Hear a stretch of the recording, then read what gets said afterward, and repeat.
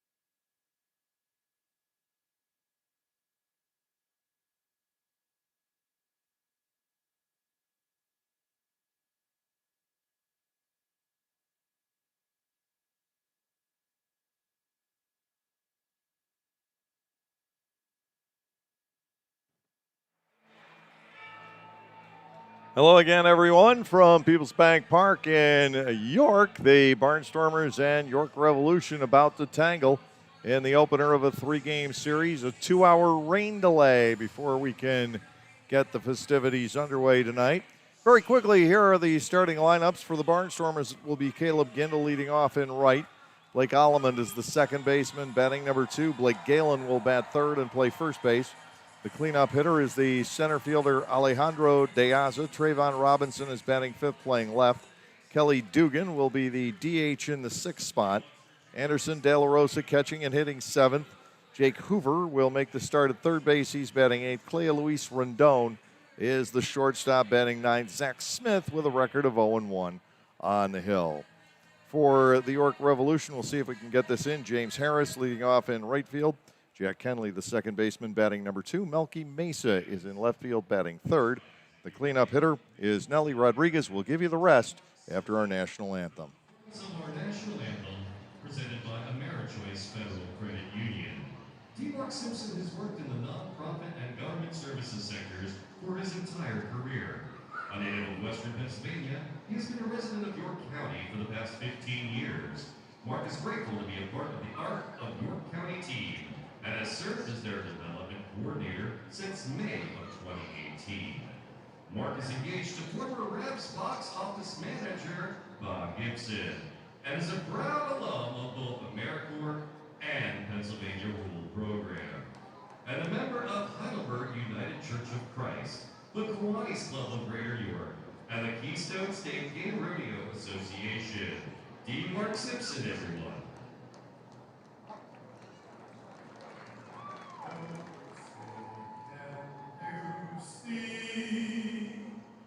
By the dawn's early light, what so proudly we hailed at the twilight's last gleam, whose broad stripes and bright stars through the perilous fight o'er the ramparts we won were so gallantly seen, and the rocket's red glare, the bombs bursting in air, gave proof through the night that our flag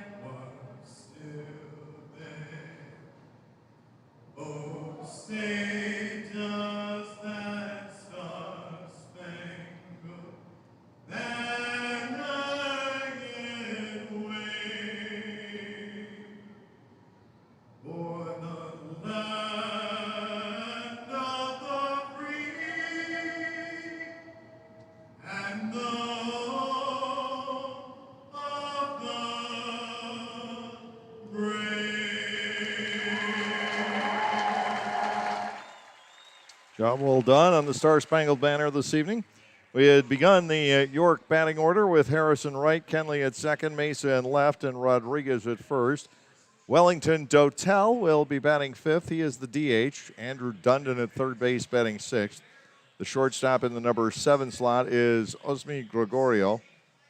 Lennon Rodriguez is the catcher, batting eighth, and Darian Sanford will be in center field. He is batting ninth for the Revs here tonight. Eduardo Rivera will make the start from La Romana in the Dominican Republic, tall and lanky, 6 feet 5 inches, and he's probably surpassed the 190 that he was when everything originally was posted online.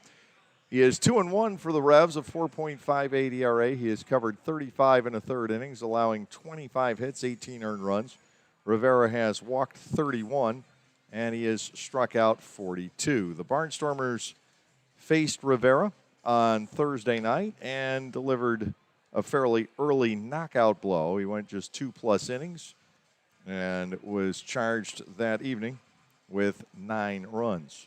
So he will be facing Caleb Gindel, Blake Allemond, and Blake Galen as we get the ball game underway tonight Defensively, it is Andrew Dundon at third, Osmi Gregorio, the shortstop, Jack Henley at second, Ellie Rodriguez at first, Melky Mesa, Darian Sanford, and James Harris, the outfield from left around to right, and Lennon Rodriguez is doing the catching. Carlos Castro has gone to Mexico, so the Revs will be operating without him for the next few weeks or so.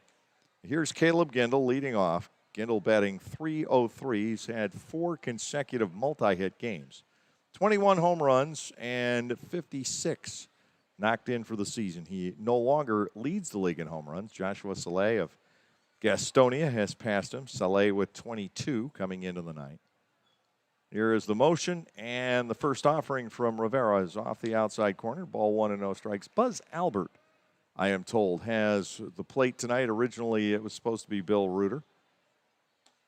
Strike to the outside edge, and Gindel bats 1-1. The first base umpire is Steve Zawiski, and Jim Clayton is over at third. 1 ball, 1 strike to Gindel. Rivera comes back with an off-speed pitch and tickles the outer third. He has Gindel set up at 1 ball and 2 strikes. Blake Alleman, the hero on Sunday in the late innings, waits on deck. Fouled away. Gindel continues to bat at 1-2. Alleman with that dramatic walk-off home run against one of the league's premier relievers in Matt Latos. First pitch thrown by Latos since sailing over the 10th. Gindel can't hold on the swing, and he was now ruled to have struck out. Gindel thought he was hit by the pitch, and he's ruled to have swung and struck out. And Caleb Gindel getting into it with Buzz Albert. Ross Peoples will take over the discussion. Remember, it was Buzz who threw Ross out last week. Gindel, none too pleased about the call. There's 1 away. Blake Alleman, the second baseman, will come to the plate.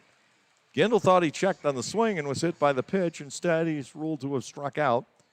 Blake Alleman stands in, batting .304 with 12 homers. He's driven in 32. Fastball is cut on and missed. It is no balls and 1 strike on Alleman. Blake Galen, the on-deck hitter for the Barnstormers. And Alleman, who's loved hitting against the Revs, a second strike. It's 0-2 as Eduardo Rivera comes out tonight on fire. The 0-2 pitch, off speed, a swing and a miss, and the tag swiped on by Rodriguez. Back-to-back strikeouts for Rivera to start the night, and that will bring on Galen. The Barnstormers reached Rivera for 2 runs right away in the matchup last Thursday. They scored 3 more in the second and 4 in the third inning. In retrospect, just 3 of those, 8 total off of Rivera. 2 outs, and Galen to step in. Blake hitting only .213 against the Revs on the season. Missed the series, of course, last week. Fastball is up and away. Ball 1, no strikes. Alejandro De Aza, the center fielder, waits on deck. 2 outs, nobody on here. Galen checks on the swing, and the pitch is inside. Make it 2 balls and nothing. Rivera with 31 walks, 42 strikeouts in 35 and a third innings coming into tonight. Can be tough to get the ball in play against him. And the 2-0 pitch, Galen was behind on that. 2 balls and 1 strike. It looked from here like that might have been ball 3, too. 2-1 instead.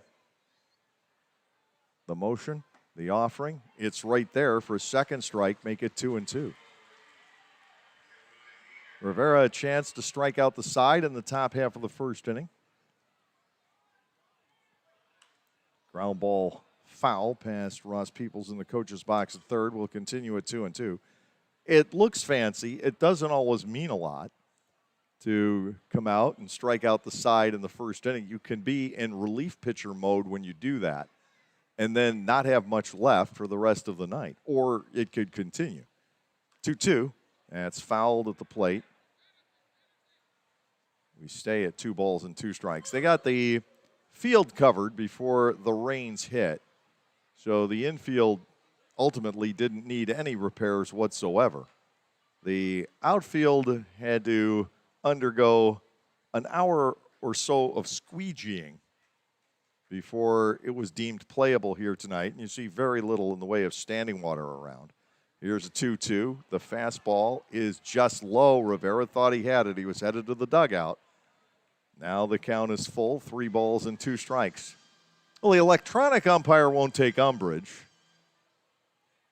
3-2, swing and a miss. The ball getting away from Rodriguez. He'll fire down to first. Galen is out as well.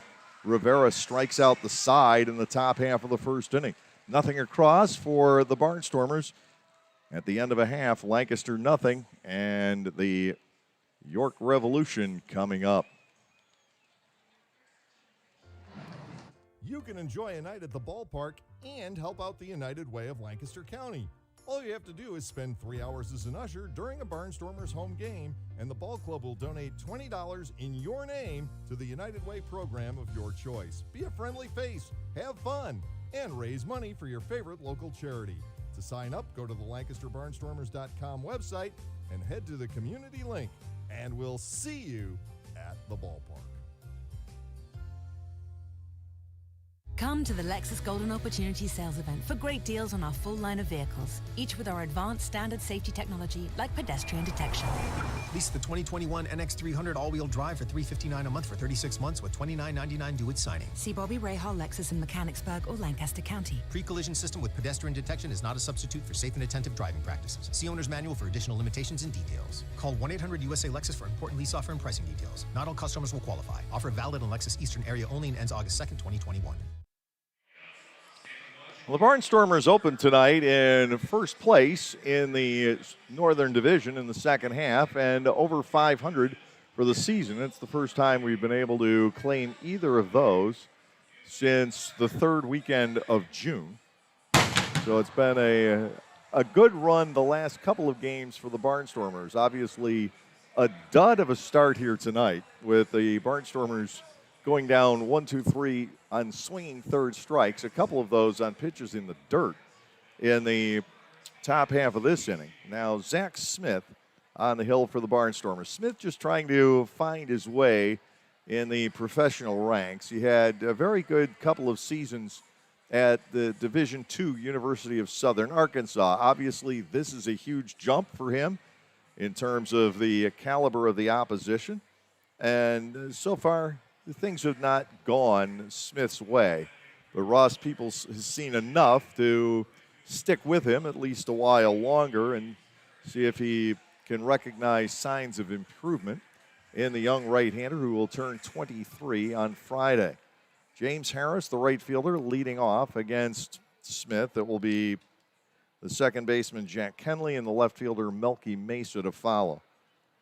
The Barnstormers running into a gauntlet here. The top 5 in the York batting order, hitting .428 with 15 homers and 62 runs batted in the season series. That is impressive to say the least.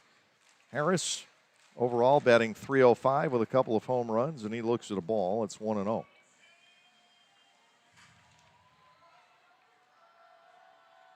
Barnstormers with Jake Hoover at third, Clea Luis Rondon at short, Blake Alleman at second, and Blake Galen at first. The fastball runs outside. It's 2-0. Trayvon Robinson, Alejandro De Aza, and Caleb Gindle, the outfield from left to right, and Anderson De La Rosa doing the catching. 2-0. Smith finds the strike zone onto the outer corner. 2 balls and 1 strike, the count on Harris. No score, bottom half of the first inning. A good crowd on hand tonight in York. There is an explanation for that. Strike 2 to the outer edge, 2-2. This is their celebration, sort of a follow-up celebration to a very big national night out here in York. And the fans have responded in kind. 2-2, swing and a miss. And that's 4 batters, 4 strikeouts in this game as Smith came with high heat and records the strikeout on James Harris. Now Jack Kenley, the second baseman, will step in. .340 with 6 home runs, 33 runs batted in. So the University of Southern Arkansas taking on the University of Arkansas in Kenley. 1 out, nobody on base. And the first pitch is a strike. That's 4 in a row delivered by Zach. It may be that with this 2-hour-long wait before we got started tonight, the hitters grew a little bit sluggish. It's been a long time since batting practice. I could see how that could possibly settle in. Foul ball back. Smith has Kenley set up at 0-2. We'll see how this goes as the night proceeds. Nothing but strikeouts so far tonight. 0-2. And Kenley takes a fastball high and outside. Ball 1, 2 strikes. The funny part of this is, up until now, the one thing it seems that the move of the mound has cut down on is strikeouts, which is part of the intent to begin with. Just hasn't happened tonight. 1-2. And a Kenley ball 2 is low and away. 2 balls, 2 strikes. Melky Mesa, who has destroyed Barnstormers pitching this year, waits on deck. This entire top 5 has done very well in the season series. 2-2 pitch, off speed, swung out and missed, and that's 5 batters, 5 whiffs. And with 2 gone, here's Mesa. Overall, Melky is batting .349 with 9 home runs, 47 runs batted in. He has been certainly the Roger Miller king of the road. His last 15 road games, he's hit .492 with 8 home runs, 25 runs batted in. And a lot of that has been done at Clipper Magazine Stadium on York's last 2 visits into Lancaster. Mesa stands in, 2 outs, nobody on board, and the first pitch from Smith is outside, ball 1.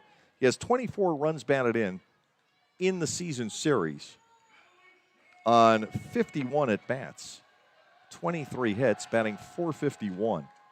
Remarkable numbers. The 1-0 is driven out toward left center field. On comes De Aza. First ball we've had in play tonight results in an easy put out for the Barnstormers center fielder. Nothing across in the bottom half of the first inning. We're at the end of 1 already tonight. The Barnstormers and the York Revolution are scoreless.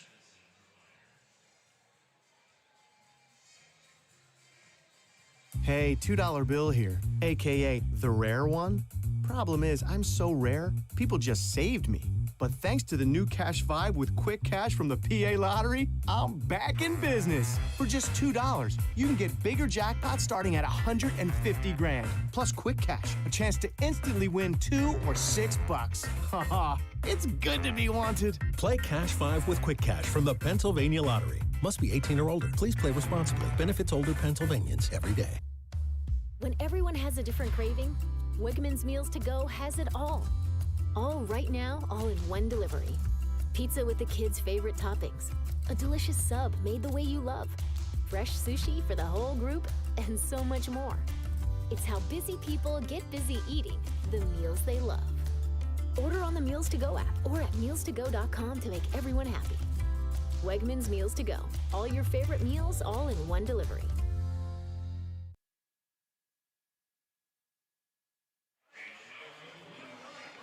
Eduardo Rivera will be facing Alejandro De Aza, Trayvon Robinson, and Kelly Dugan. We go to the top half of the second inning, a scoreless battle through the first frame. Only 1 ball was touched and put into fair territory in that first inning, and that was for the final out in the bottom portion of the inning. Well, here is De Aza. Alejandro is starting the night, batting .308 with 5 homers, and he has knocked in 42.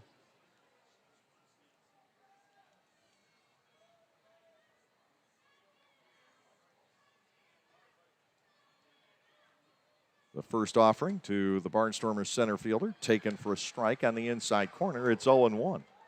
The folks here in York, that mound moved back a foot. What?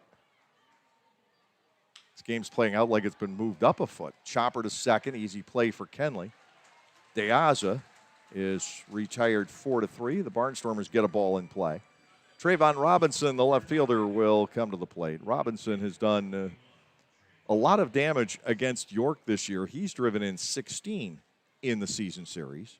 Overall batting .268 with 8 homers and 38 driven in.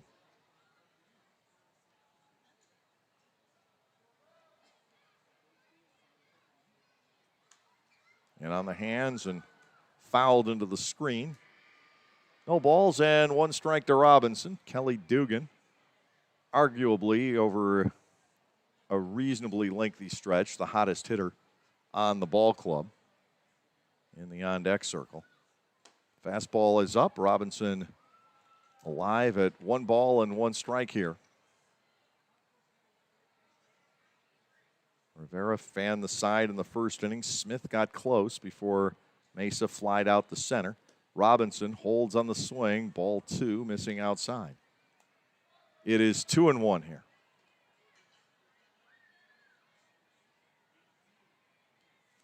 Tomorrow night, 6:30, and hopefully we'll get going on time. Same time on Thursday evening. 2-1 to Robinson. Trayvon looks at a breaking ball. That stays upstairs, and it is a 3-1 count.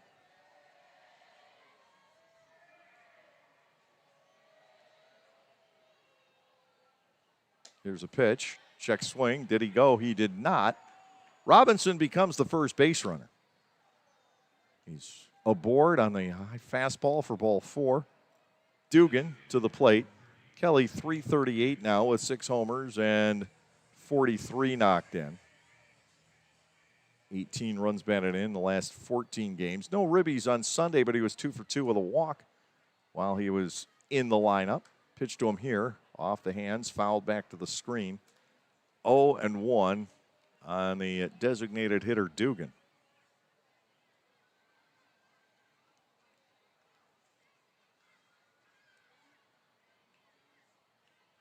Infield, set, looking for the DP ground ball to Kelly. It's high. Ball 1, strike 1 from Eduardo Rivera. Both teams should have the full complement of relievers available.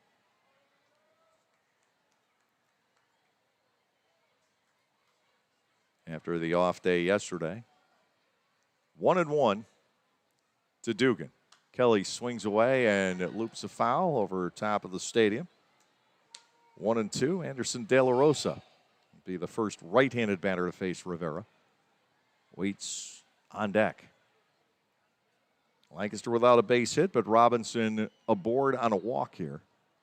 Dugan batting at 1 ball, 2 strikes. The pitch from Rivera is swung on and hit high and fairly deep to right field, but it's not going to carry it all tonight. James Harris is there for an easy catch. 2 men down, and Anderson De La Rosa will step in. This could be a pitcher's duel. And I say that because whenever you have a storm like we had pass through, the air settles behind it. And at least for the start of this game, it may not last all night, but at least for the start of this game, that air is kind of sinking here. And the ball, I don't think, is going to go like we see it most days. 2 outs. Robinson, the batter. De La Rosa stands in. .260 hitter with 4 home runs and 36 runs batted in. Unless I was deceived, thinking Dugan hit that ball better than he actually did. To De La Rosa, slider slips past outside and low. Ball 1, no strikes. Third baseman Jake Hoover waits on deck. I think outfielders can afford to play a little bit shorter tonight. De La Rosa checks on the 1-0. The pitch is there. And the count levels at a ball and a strike.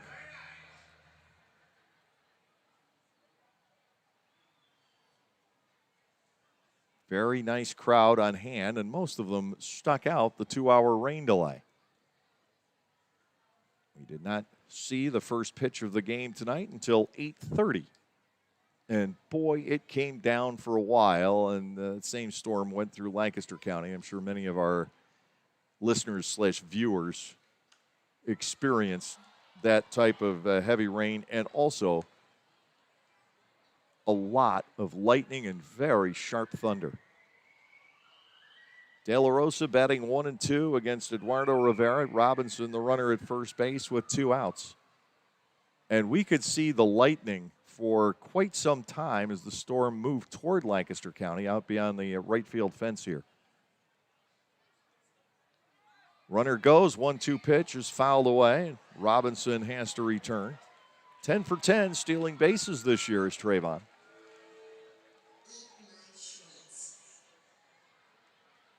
course, De La Rosa, with the count of 1-2, had to protect the plate.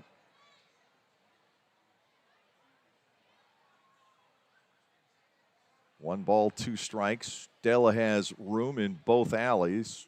The center fielder, Sanford, is basically straight away.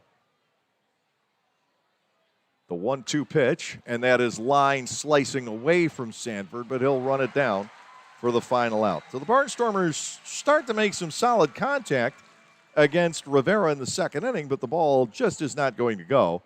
No runs, no hits, no errors, one man left on base. We're through 1.5 tonight. Here at Peoples Bank Park, the Barnstormers and the Revs remain scoreless.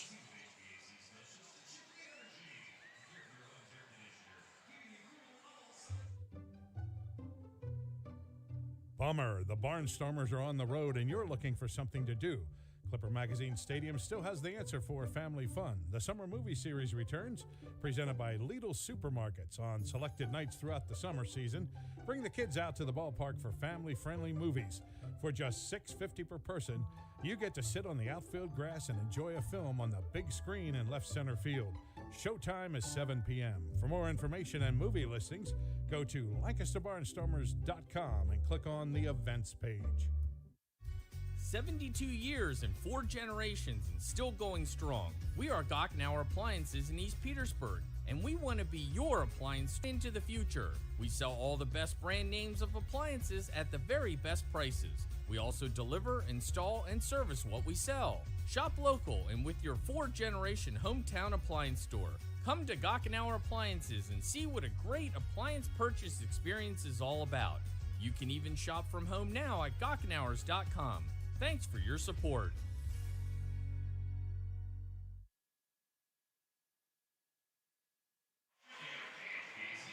Well, now it's Zach Smith's turn to try and put another 0 up on the board. We are scoreless going into the bottom half of the second inning. Nelly Rodriguez, Wellington Dotel, and Andrew Dundon are the scheduled hitters. This is the kind of night, we saw that on the balls hit by Dugan and De La Rosa, and I'm not saying that they wouldn't have been outs on maybe a hot, humid evening without thunderstorms having gone through. But I would say 15 to 20 feet further back anyway. It can make that much of a difference, the air currents. And Nelly Rodriguez will step in, batting .377 here in the Atlantic League with 8 home runs. He's driven in 32. It's hard to fathom that York is 1-4 in the second half, 27-38 overall this season with this lineup. It is pretty impressive. Missing Carlos Castro, to be sure, and that's a dent, but they've got plenty beyond him. First pitch fastball for a strike. It is 0-1. Everything else in the Atlantic League got started on time. We'll catch you up on those games in a moment.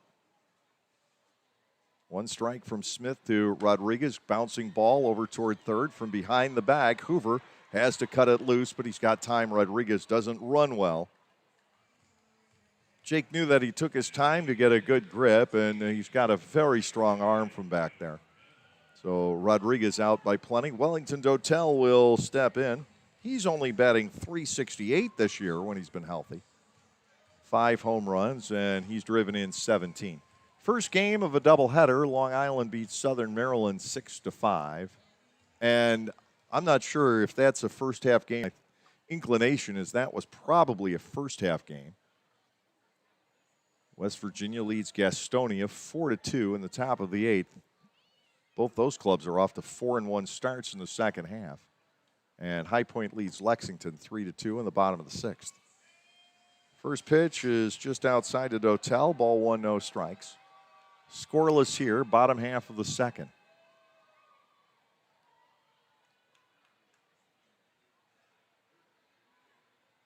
Swing and a miss. Smith coming up and in on Dotel. A ball and a strike.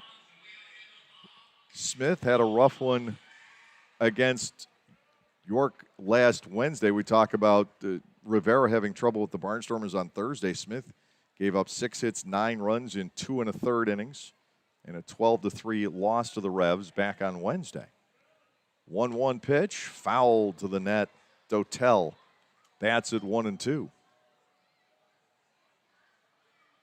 That was a doubleheader between Southern Maryland and Long Island. They had a makeup game, and I believe the first game tends to serve as the makeup. 1-2. Dotel is crowded. He started to lean and gets pushed back. 2 balls and 2 strikes.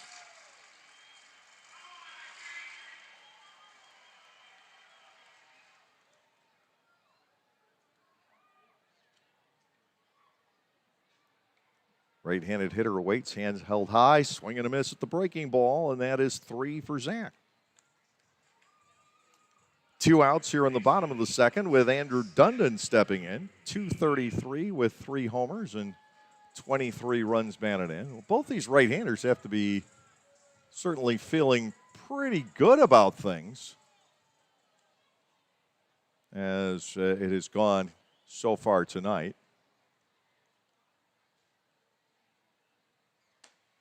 Fastball sails high, ball 1 and no strikes on Dundon. So they posted that Long Island Southern Maryland game as a second half game in the standings.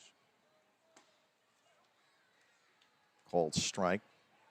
It is 1-1. Maybe the second half of that doubleheader will get put up as a first half game. Or maybe it's just an error in the system that'll get straightened out in the next 24 hours. Little roller up the third baseline. This is going to be almost an impossible play. De La Rosa's throw is late, and Dundon is on with the excuse me single.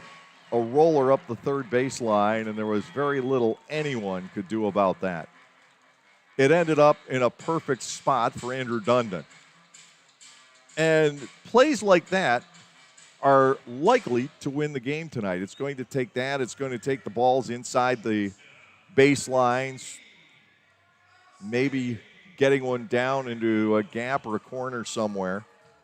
Osmi Gregorio, the shortstop, now will step in. Gregorio hitting .310 with a couple of home runs and 9 driven in.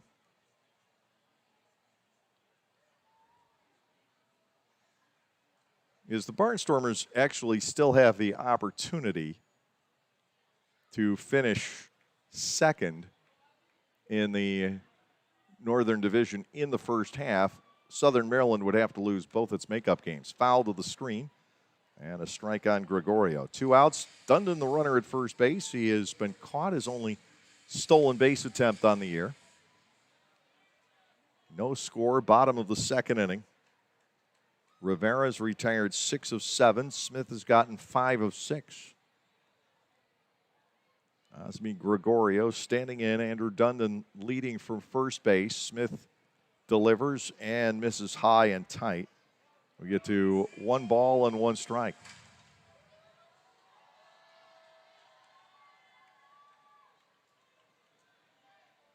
Defense laying back with 2 outs in the inning.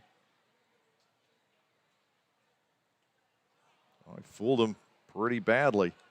And Smith is ahead of Gregorio at 1-2. De Aza cheating just slightly toward right center. Osmi Gregorio, 6 for 15 in the season series. Batting at 1 ball and 2 strikes. The target set by De La Rosa. The pitch. Fastball outside. I don't have a problem with that selection or the location. Gregorio disciplined himself well enough to stay away from it. Now it's 2-2 to the right-handed batting shortstop. Lenin Rodriguez, the catcher, waits on deck. 2 outs. Dundon being held by Galen over at first.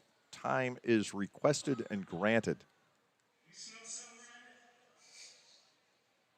3 balls and 2 strikes.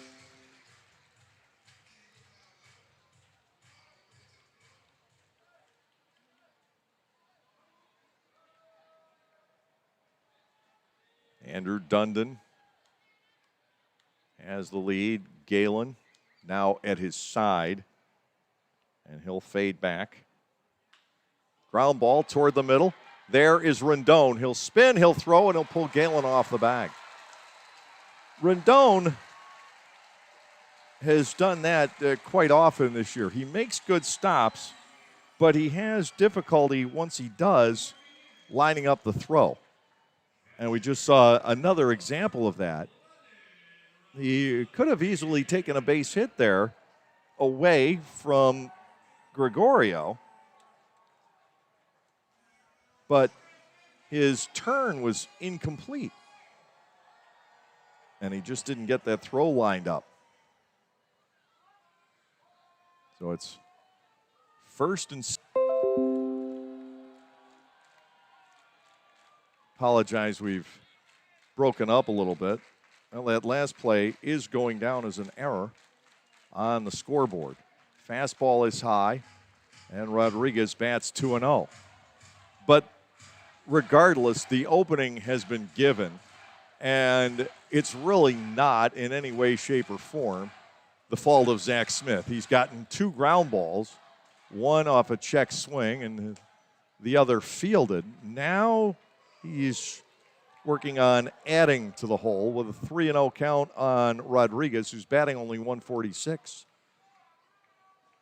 An infield single on the check swing roller up the third base line, and then Rendon charged with an error, pulling Galen well off the bag. Now ball 4 is low.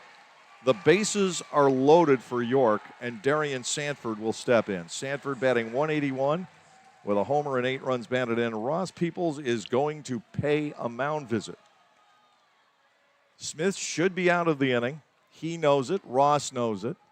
He's made good pitches up until Lennon Rodriguez. Ross needs to get him grounded again before this inning puts the Barnstormers in arrears in this ballgame.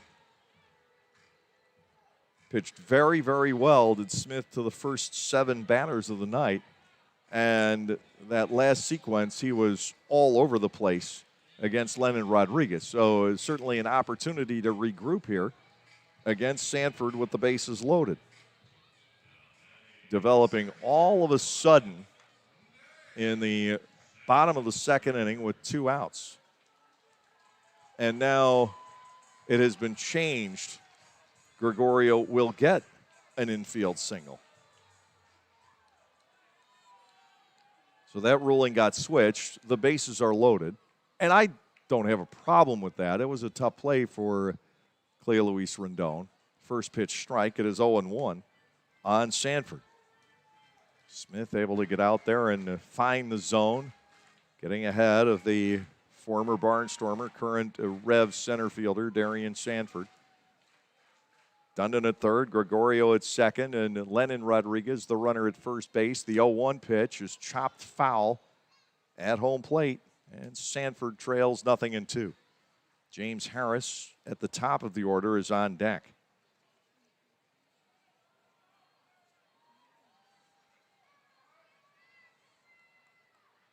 The streaks of batters reaching base have tormented the Barnstormers this year. Smith in his last start allowed the last 8 Revs to get on base in the third inning. So to Sanford, it is high and ball 1. 2 infield singles followed by a walk, all of it coming with 2 outs in the bottom half of the second inning. Runners lead from all stations. De La Rosa sets the target. The pitch is up and away, and Sanford now bats at 2-2. Smith needs to throw a strike here. Noel Polanco coaching third. Sandy De Leon over at first base for York. They're hoping to be able to wave some traffic around. 2-2 pitch, lined out to left field. Trayvon Robinson was playing shallow. He's right there for the final out. Smith and the Barnstormers sneak out of a bases-loaded jam for York here in the bottom half of the second inning. 2 hits, 3 left. And at the end of 2, we remain scoreless here at Peoples Bank Park. Localflavor.com. Local flavor, Localflavor.com. Local flavor. Excuse me. Are you saying localflavor.com? Oh, yeah, it's where I save big bucks on all kinds of things. Home improvement projects, dining out, family fun, electronics, jewelry, clothing. I even bought my wife a fancy spa package for half price. Half price? Yep, you know all the deals you find in Clipper Magazine. I love Clipper Magazine. Well, they're all on localflavor.com too. And you can get them right on your phone thanks to localflavor.com's mobile app. Here, take a look. Well, this app is amazing. Look at all these restaurants, amusement parks, car washes, fitness centers. This is worth sharing about. Exactly. Localflavor.com online, the Local Flavor mobile app, and Clipper Magazine together. It's like a triple play. Do the cheer again. I'm in. Localflavor.com. Local Flavor. Come on, everybody! Localflavor.com. Local Flavor. Localflavor.com. Local Flavor.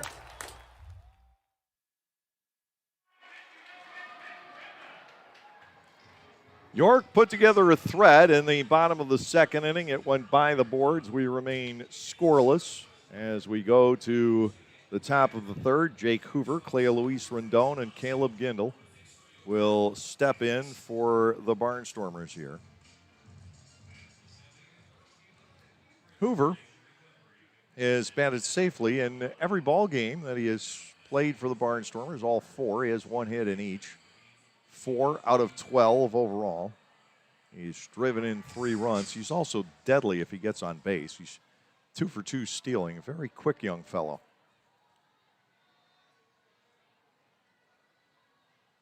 Edward Rivera into the motion.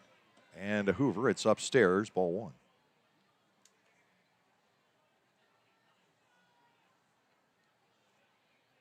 One ball and nothing to the Barnstormers' number 8 hitter. Rivera comes back, and this is popped up on the first base side into foul territory as Nelly Rodriguez. He'll spear it. Hoover's retired. Clea Luis Rendon, the shortstop, will come to the plate. Rendon, 258 with 5 homers and 37 knocked in.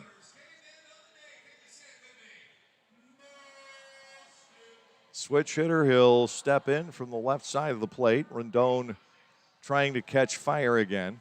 He has been out of sync offensively for the past couple of weeks or so. Just 7 out of his last 45.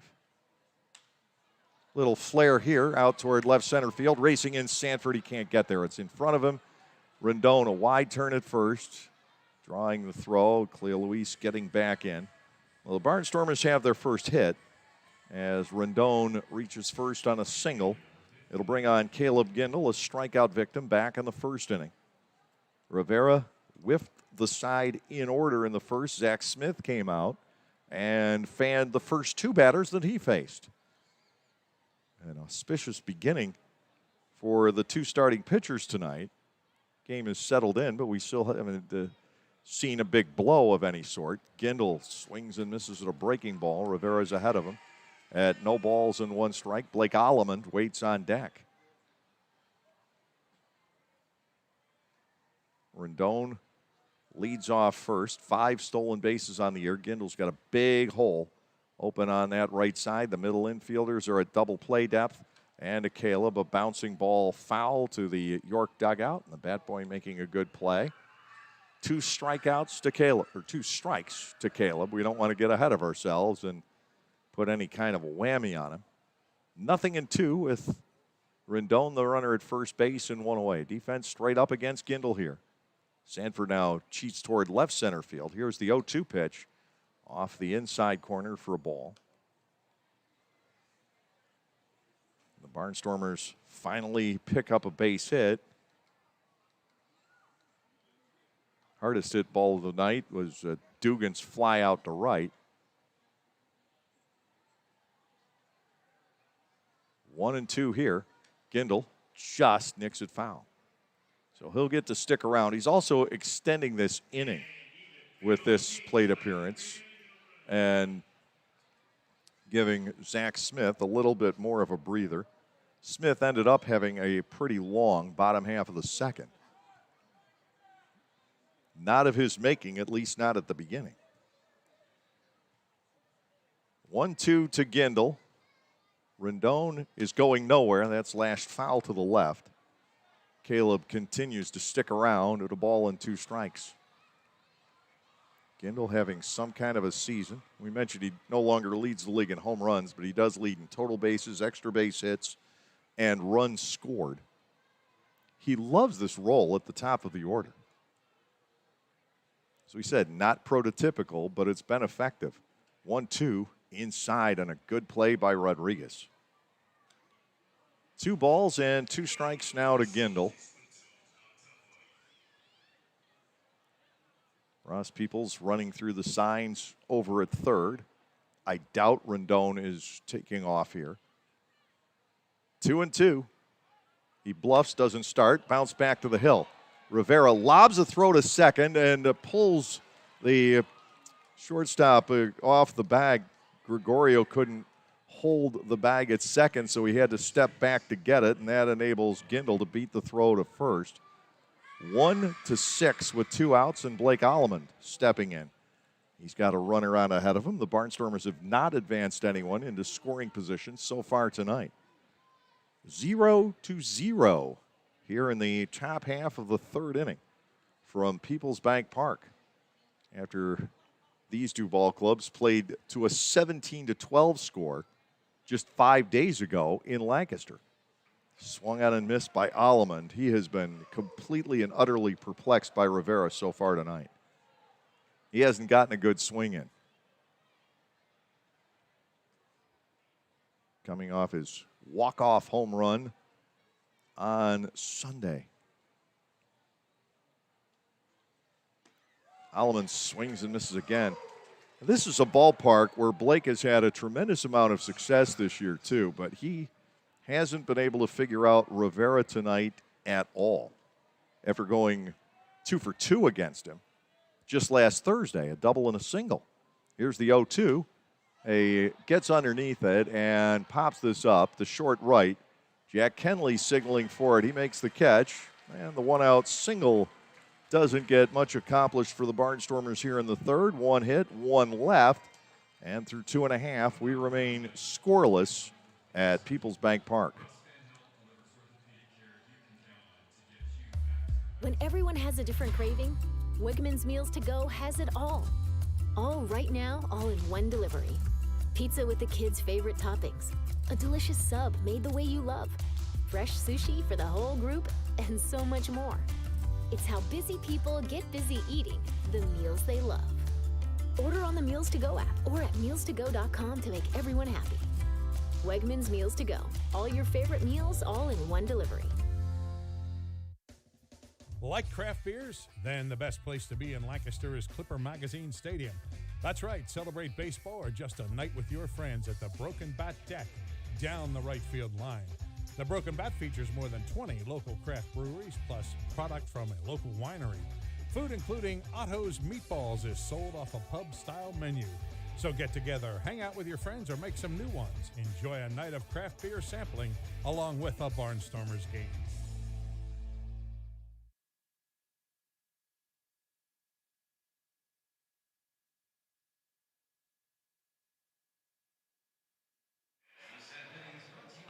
Zach Smith facing the top of the order. James Harris, Jack Kenley, Melky Mesa. They'll get their second look at the right-hander from the Houston suburbs, from Katy, Texas. Zach Smith. Just shy of a birthday. It's coming up on Friday. He'll celebrate it up on Long Island. Barnstormers and Ducks finally meet up again. It seems like it has been forever, and of course with the imbalanced schedule this season where the Barnstormers and Ducks ultimately will play as often as they do, it has been forever. The Barnstormers have not played Long Island since the 1st of July. It's pretty much a 6-week plus break in between games for the two division rivals, and then they play each other 19 times the rest of the way. James Harris stands in. He struck out against Smith back in the first inning. 0-0 here in the home half of the third. Smith ready to go. He is off the outside corner to Harris. 1 ball and no strikes. This has such an incredibly different feel from not just last Thursday's 17-12 ball game, but that entire series and really the entire season series. A strike to Harris. It is 1-1. You don't know if this is the byproduct of the 2-hour rain delay and the hitters who took BP hours ago now, just getting a little sluggish along the way, out of their rhythm. Fly ball down the right field line. That's going to curl well foul off the bat of Harris. And a 1 ball and 2 strike count. We talked about the air currents are going to push the ball down tonight, and there's no wind. Well, the pitchers have had their way so far. 1-2 on Harris. Infield plays him to pull. The outfield is slightly counter to that. And the 1-2 offering breaks off the outside corner. 2 balls and 2 strikes.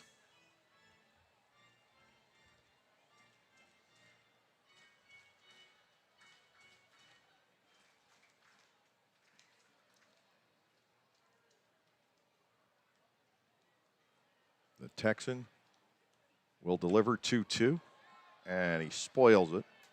A late swing by James Harris. He got off to a very slow start for the Revolution, did Harris. But since June the 29th, he's batting .342. Getting the average over 300 on the year. And a 2-2 again, grounded foul, and that will be played in the corner of the Barnstormers dugout. Lengthy at-bat blooming here. 2 balls and 2 strikes. Pitch number 7 is coming. 2 hits for the Revs. Neither one left the infield. 1 for the Barnstormers on a Rendon flare into left center. Here's a 2-2. Harris starts the swing. He went too far, says the first base umpire, who I'm informed is Steve Zawiski. So that is a 7-pitch strikeout, and the 4th K for Zach Smith here tonight. 1 out. Jack Kenley will come to the plate, left-handed batting second baseman. He, too, struck out back in the first inning. Well, it's been all pitching so far this evening.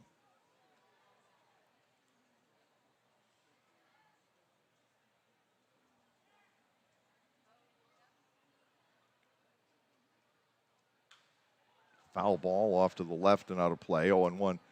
Very often, you do not see a lot of offense after a rain delay. Think of a couple of games we've had that have been delayed at home. In both rain-delayed games, a home and away against the Ducks this year have not been high-scoring.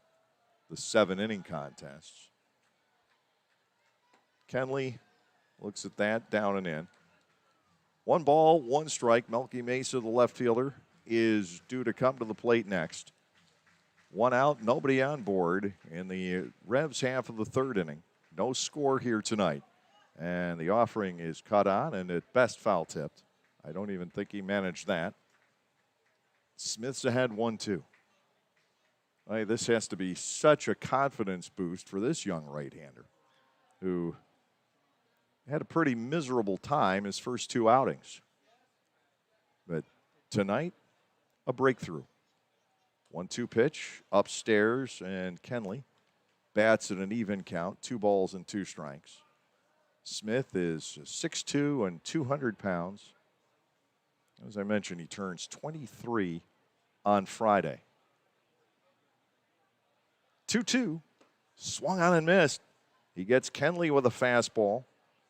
5 strikeouts now for Zach, and Mesa will step in.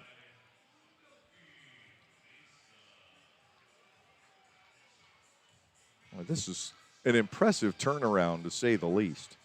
But it is for Rivera, too. I mean, these 2 guys were knocked out early. They were basically shelled by their opposing ball club here tonight just a few days ago. And now Rivera and Smith are the guys in command, making that not again statement. Breaking ball has Mesa tricked. He goes too far. It's 0-1. Nelly Rodriguez, the first baseman, waits on deck. So we're still scoreless. Smith has retired the first two batters for the third straight inning. Here comes the 0-1. Outside and low. Ball one, strike one. I'm not saying that a home run's impossible tonight. I'm just saying that it's just going to take a little bit more to get the ball out of the park than it has a lot of the nights and days that we've seen so far this year. 1-1 to Mesa. He is up top with that. 2 balls and a strike. Zach Smith against Eduardo Rivera.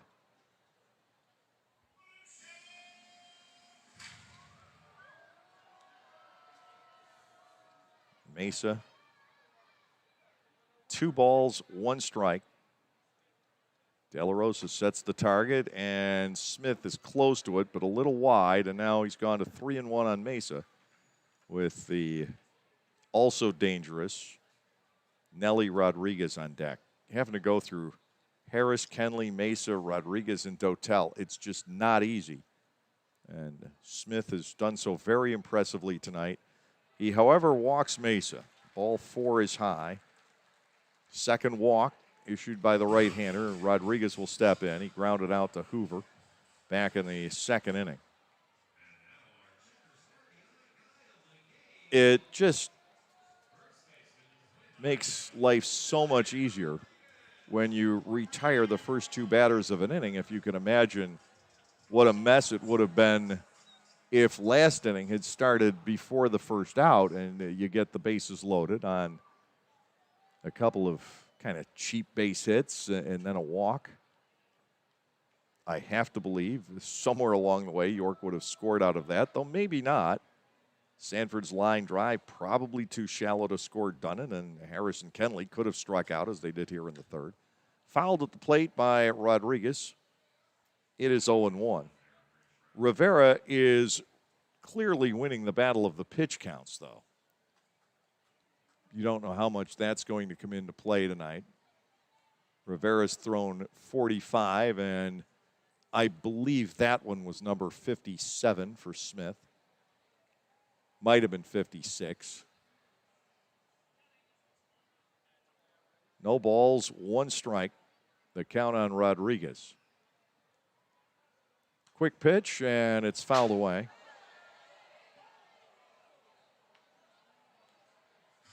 Now 0-2. Mesa, the runner at first base, 2 men down as we play the bottom half of the third inning. Rodriguez batting, and on deck is Wellington Dotel.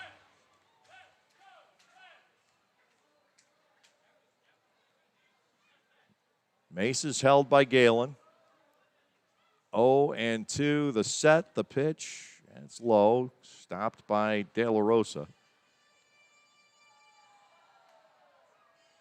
Ball 1 and 2 strikes. Again, second straight inning that the third out has not come with great ease for Zach Smith.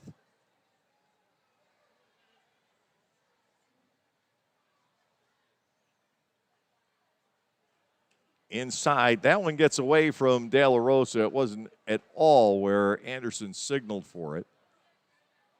Around second is Mesa. We'll get a ruling on that.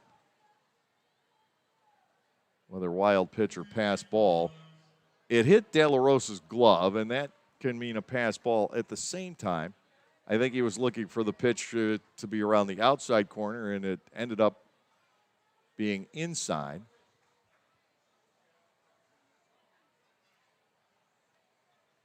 And in any event, a runner is now in scoring position.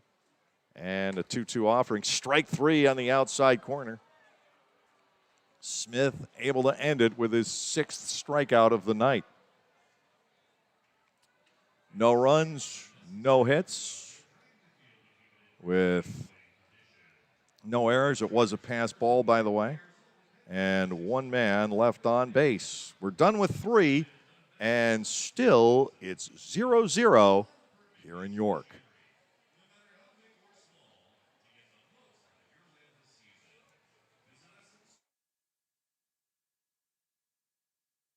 Hey, $2 bill here, aka the rare one. Problem is, I'm so rare, people just saved me. But thanks to the new Cash Vibe with quick cash from the PA Lottery, I'm back in business. For just $2, you can get bigger jackpots starting at 150 grand. Plus quick cash, a chance to instantly win $2 or $6. Haha, it's good to be wanted. Play Cash 5 with Quick Cash from the Pennsylvania Lottery. Must be 18 or older. Please play responsibly. Benefits older Pennsylvanians every day.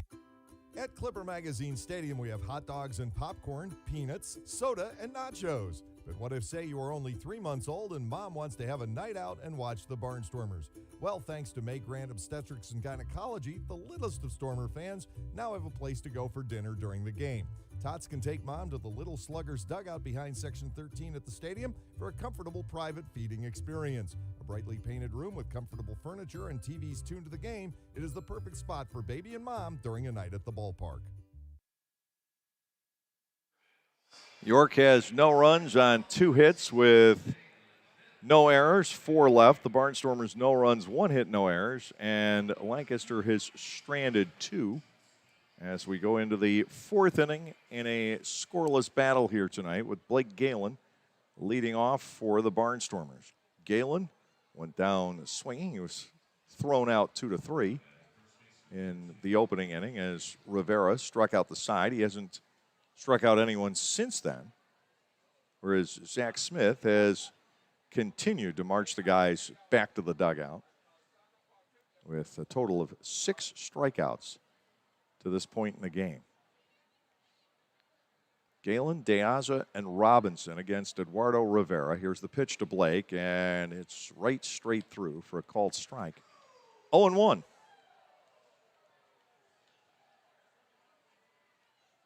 Rivera comes back. His breaking pitch doesn't get as far toward Galen as it was intended to. 1 ball, 1 strike. Up and away, ball 2, 2-1. 6-5, Long Island beats Southern Maryland in the first of a doubleheader. Second game was rained out. West Virginia leads Gastonia 6-3 in the 9th. Lexington 4-3 over High Point in the 8th. Check swing. And Galen did hold. Blake with an edge, 3-1 against Eduardo Rivera. And we, of course, had the 2-hour rain delay before we could get anything started tonight here in York. 3-1 pitch is on the way to Galen. It is ball 4 inside and low. And for the first time tonight, the Barnstormers, or either team for that matter, has a leadoff man on board. Deaza will step in. Alejandro with a ground out to the second baseman, Kenley, back in the 2nd inning. A similar ground ball would move Galen ahead to second base. There would have been no chance for Kenley, the way his momentum was carrying him that first time around on Deaza. He couldn't have gotten off a throw to second. Leadoff man is on. The pitch to Deaza, stung right to second. 1 hop. Kenley goes to Gregorio for 1, back to first, and a double play. Well, on 1 pitch, the leadoff walk gets a cancel stamp. 2 outs. And Trayvon Robinson will try to get it going all over again. You know, the folks here in York, and this is why you can't tell anything by 1 game or 1 night. You know, with the experiment with moving the mound back a foot, the idea was to have more balls put in play. Well, what have we seen this evening? We saw 5 straight strikeouts at the start of the night. And it's why you just can't go by any kind of small sample size. It was like the night last Thursday, the second night with the mound moved back, the Atlantic League had 89 runs scored. And there was some comments made about that, but it's just 1 night. You've got to look at least a week's worth before you can begin to draw conclusions. Swung on and missed. Robinson batting at 1-1.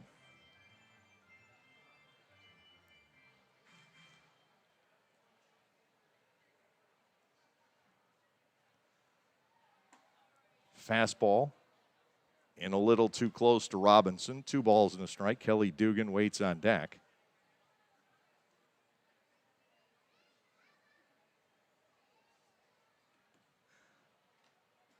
Foul tipped. It is 2-2.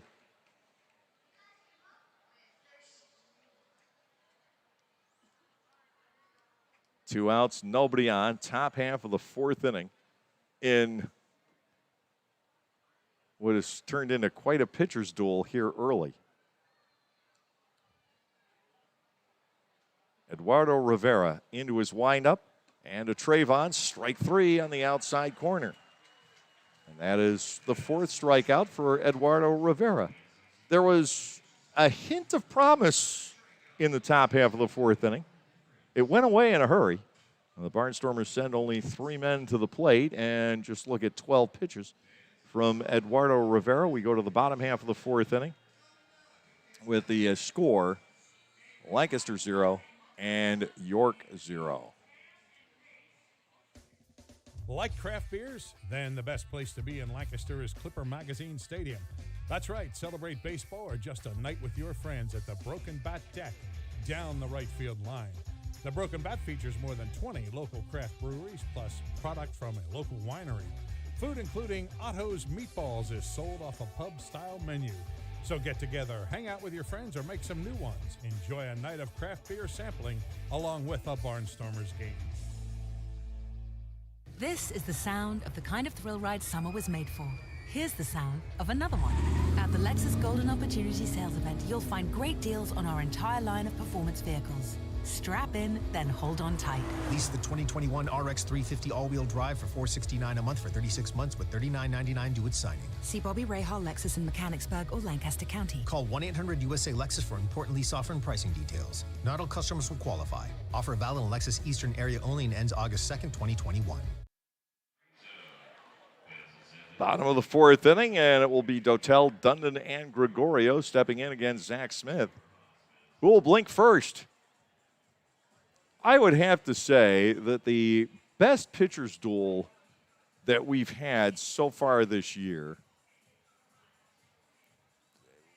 there are a couple of candidates. One is Tommy Shirley against Mitch Adkins in the opening game of the series at High Point, all the way back on the 1st of June.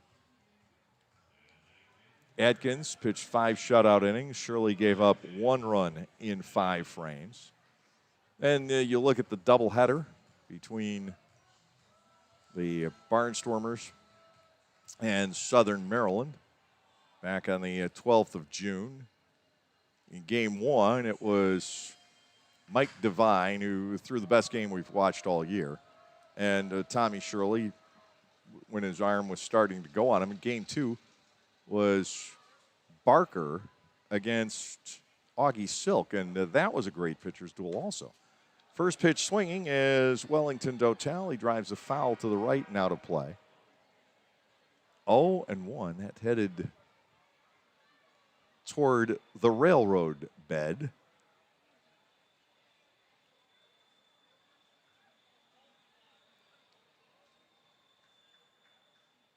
And there's a bouncer to second, handled by Alleman, snaps the throw. Dotel is retired. 4 innings in a row, Smith has retired the leadoff man. And Andrew Dundon, the third baseman, will come to the plate. Dundon with an infield single. Back in the 2nd inning, he got jammed and hit this 45-foot swinging bunt in a perfect spot up the third baseline. 1 out, nobody on base, and the delivery here is low. Ball 1 on Dundon with Osmi Gregorio on deck. That was the biggest scare that either pitcher has faced so far in this game, was the 2-out uprising by York in the 2nd. They loaded the bases and could not produce as Darian Sanford lined pretty much straight into the mitt of Trayvon Robinson out in left field. Barnstormers have not had a runner past first base in the game tonight. 2 balls, no strikes to Dundon, and Smith finds the way with a fastball. It is 2-1.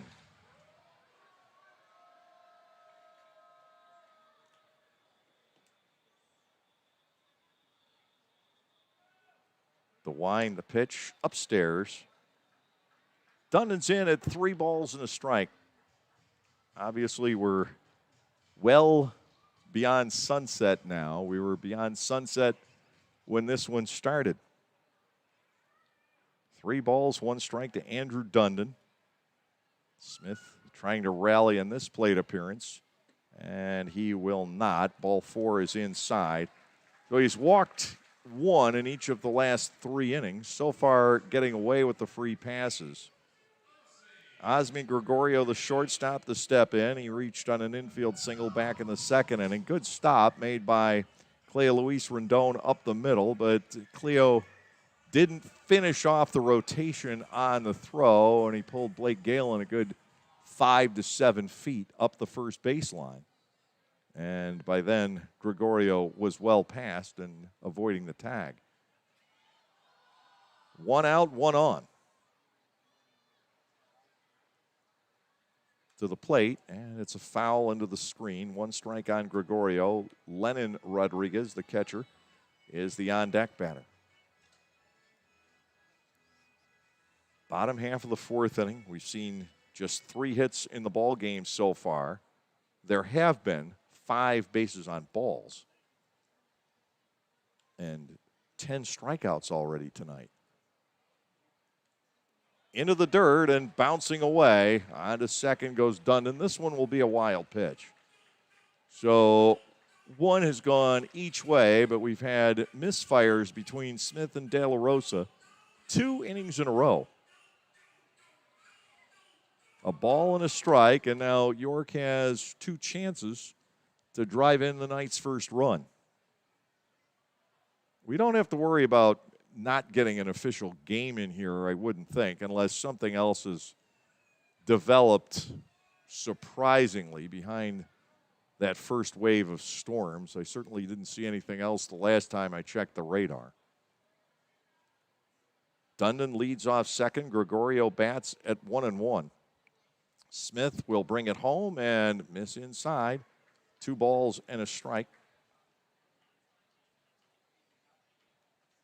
Game 1 of 3 in this series. The Barnstormers head to Long Island for the weekend, and then they will entertain the Ducks at Clipper Magazine Stadium Tuesday through Thursday of next week.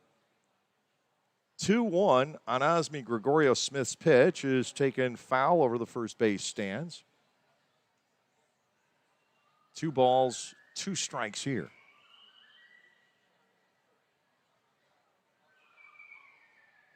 Lexington now leads High Point 6-3 through 7.5 innings.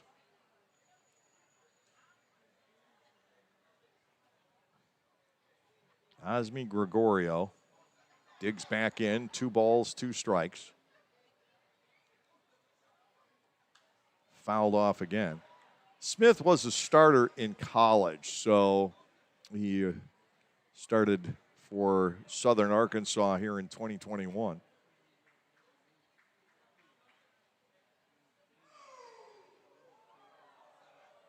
So he's very, very used to this role. 2-2, and Gregorio gets a timeout. Looking to plate the first run of the game. Andrew Dundon leads off of second base. 2-2 is on the way, high and inside, and Smith has gone to a full count. I have to think that Dundon will challenge outfield arms here because the infield track should be fine, but those guys in the outfield are likely to be maybe slipping a little bit and picking up a wet ball. 3-2. just fouling it off is Osmi Gregorio. He protected the outside corner with a very late swing. Never really intending, I don't think, to get that ball in play. 3 balls, 2 strikes. Andrew Dundon remains the runner at second base. 1 out here. Scoreless battle. Fouled again. Gregorio and Smith continue to go at it. 3 balls, 2 strikes. Lennon Rodriguez, the on-deck batter. At this point, you really don't want to give up that first run. The Barnstormers offense has gotten just nowhere tonight. Ball 4 is outside. Smith loses Gregorio. 4 walks now given up by the right-hander. Lennon Rodriguez drew one of those walks back in the second inning. Dundon and Gregorio have each reached base twice now. Rodriguez will try to match them. The walks have begun to pile up.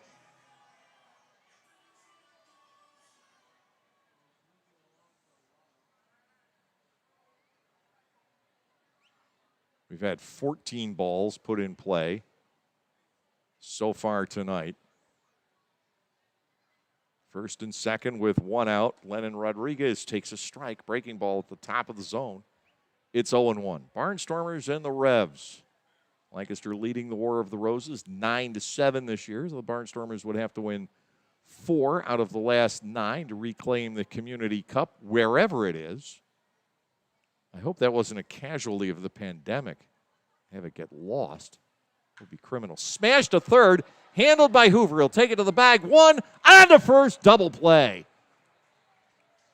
Maybe the hardest hit ball of the game, but it turns into a very, very quick double play as once again Jake Hoover displays a very fine defensive ability. 5 unassisted to 3 to end the 4th inning. No runs, no hits, no errors, 1 left. We're through 4 tonight and still scoreless here in York.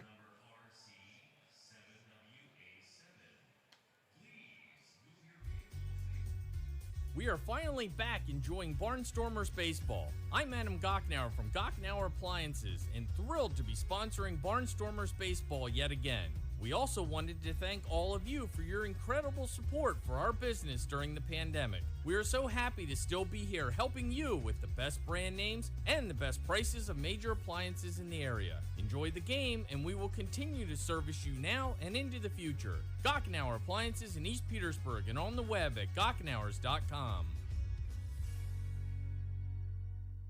New to Clipper Magazine Stadium in 2021 is Otto's Hospitality. Otto's is totally committed to the fan experience, from quality to convenience to safety. And they are committed to Lancaster, using local food purveyors whenever possible. New menu items like homemade Brauhaus pretzels, Black Angus burgers, and Otto's meatballs are sure to make any Barnstormers game even more fun. Use self-ordering kiosks or your phone instead of waiting in the lines. That's Otto's Hospitality.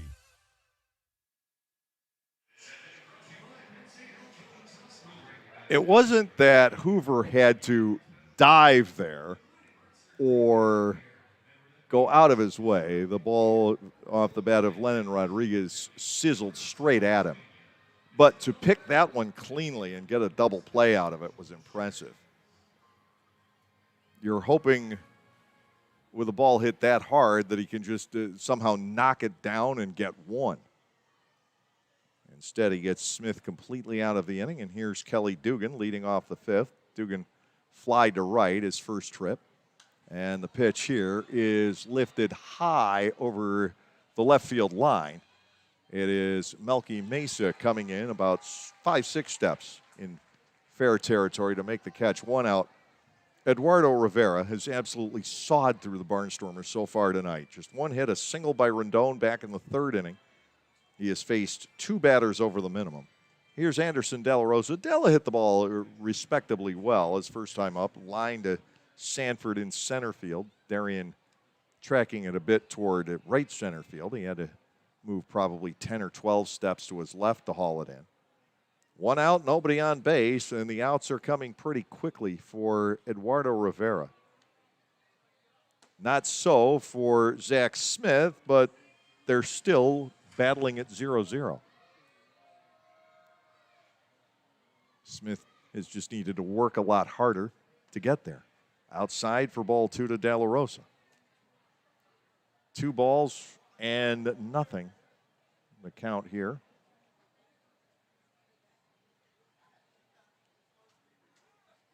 Rivera comes back, and he is low. De La Rosa gains a 3-0 edge. The Barnstormers have drawn 2 walks. Galen has 1, Robinson the other, and they're probably the likely suspects. Ball 4, and De La Rosa is on with 1 out in the 5th inning, bringing on Jake Hoover, the man who ended the 4th inning so brilliantly with the glove. He's 0 for 1 on a foul pop-up at the plate here tonight.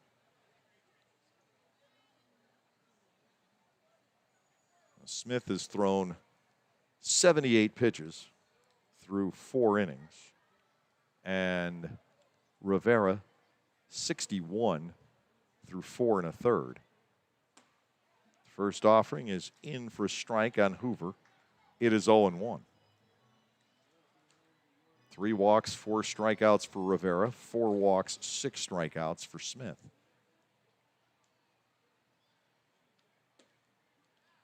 Just a little off the edge.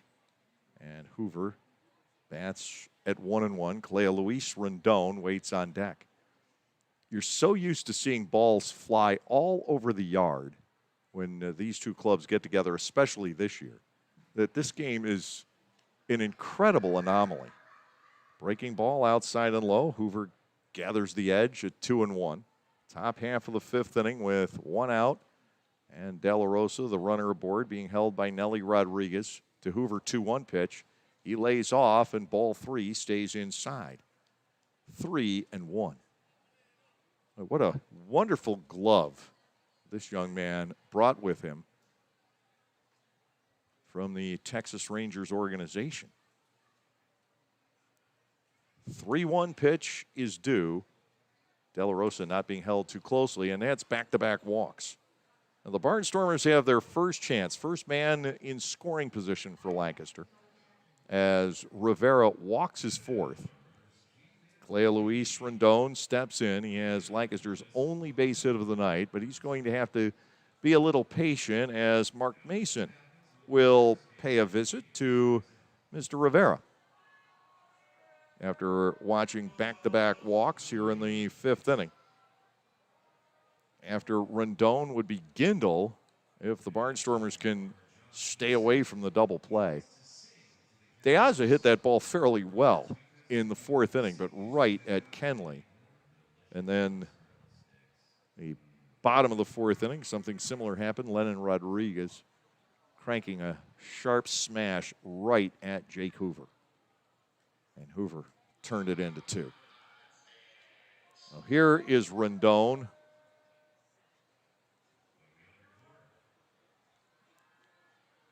He had a soft line drive single in the left center field. Back in the 3rd, it remains Lancaster's only base hit so far tonight through 4 1/3 innings.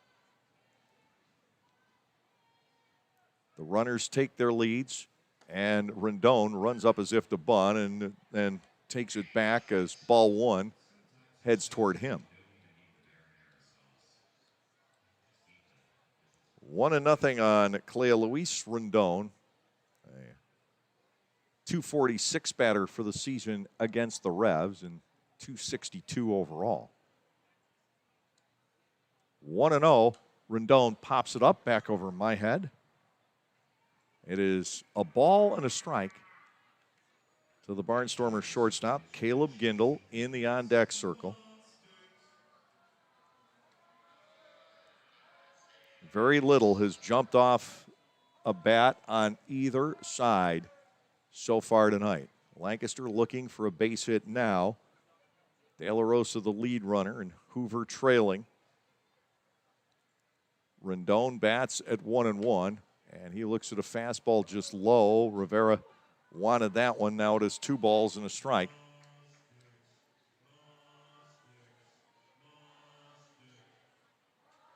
Yeah, they're calling for the Mott sticks, but the count is in Clew's favor at 2-1.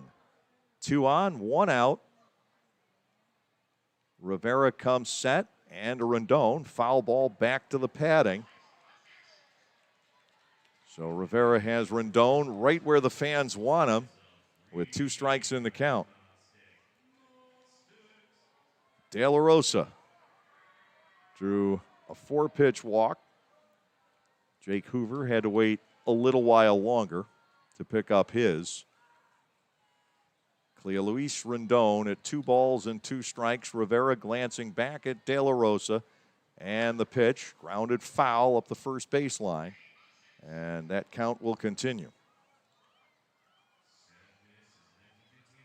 Neither side has had much action in the bullpen, but York starts just as I was about to say. There's been little action in the bullpen. York has somebody lobbing a baseball down there. 2-2 to Rendon. Rivera sets, brings it home, and that's strike 3 at the knees. So the fans will get their Mott sticks, and Eduardo Rivera will get his 5th strikeout of the game. It's up to Caleb Gindel. 0 for 2 for Caleb tonight. He has struck out and reached on a fielder's choice.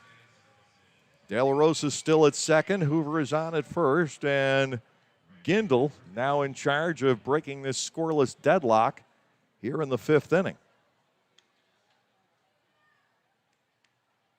High set by Rivera to Gindel.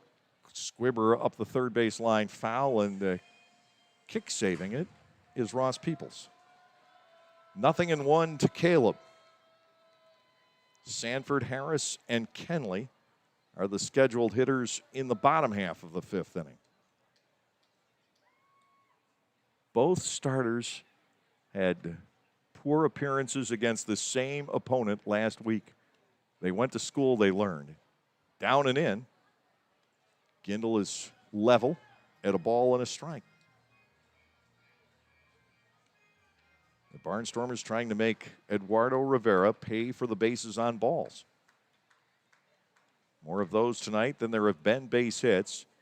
Now Gindel takes ball 2 off the outside corner. It's 2-1.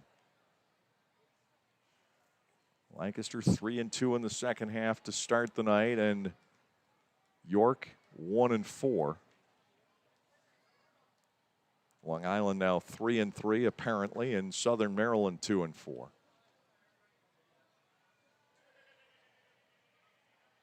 Gindel bats at 2-1. Rivera working out of the stretch. He'll deal, and that is a second strike. We get to 2-2. Blake Allemond is on deck. Barnstormers hitters have been completely confused tonight against Eduardo Rivera, but the same is true on the other side. Again, you've just got to wonder if it was the long wait. Here's a 2-2, and Gindel with a high bouncer towards second. Easy play for Kenley. Gindel is retired. And Rivera pitches his way out of the jam in the 5th inning. No runs, no hits, no errors. The Barnstormers maroon 2. We're halfway through regulation tonight. 4.5 innings in the books, and we remain in a 0-0 tie.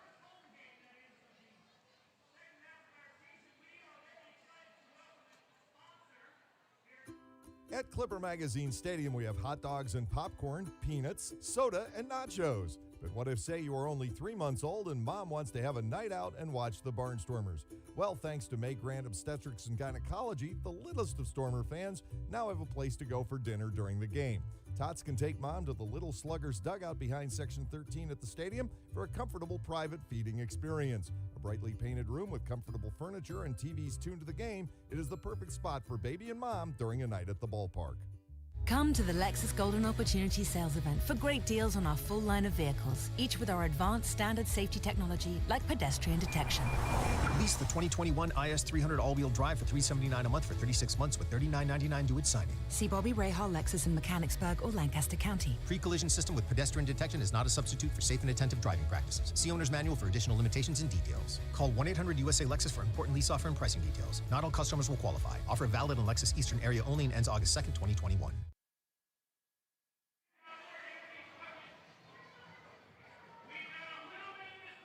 Zach Smith remains on the hill facing Sanford, Harris, and Kenley as we advance to the bottom half of the fifth inning here tonight. Just 3 hits in the ball game. There have been 8 walks, 11 strikeouts. Again, it's an anomaly. Sunday's game, we had 20 hits and 9 walks. 15 hits and 9 walks on Saturday night.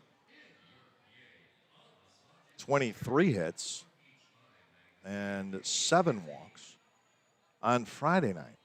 And again, the entire concept of everything that Major League Baseball is working on here, you may at times want to discuss the details, but you cannot argue with the overall scope of what the attempt is. And the attempt is to get the time per ball in play down from what it has gotten to sometimes as much as 5 minutes per ball in play.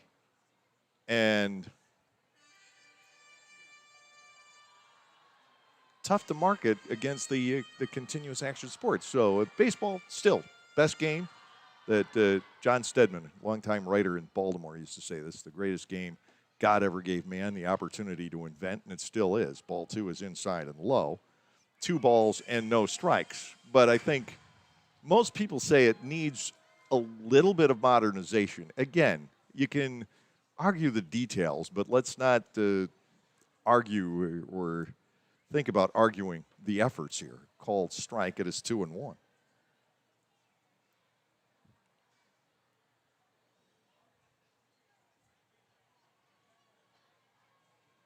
Fans come up from time to time that say, expressing their views. They don't like this change. They don't like that change. Popped up on the bunt try. De La Rosa will flag it in foul territory.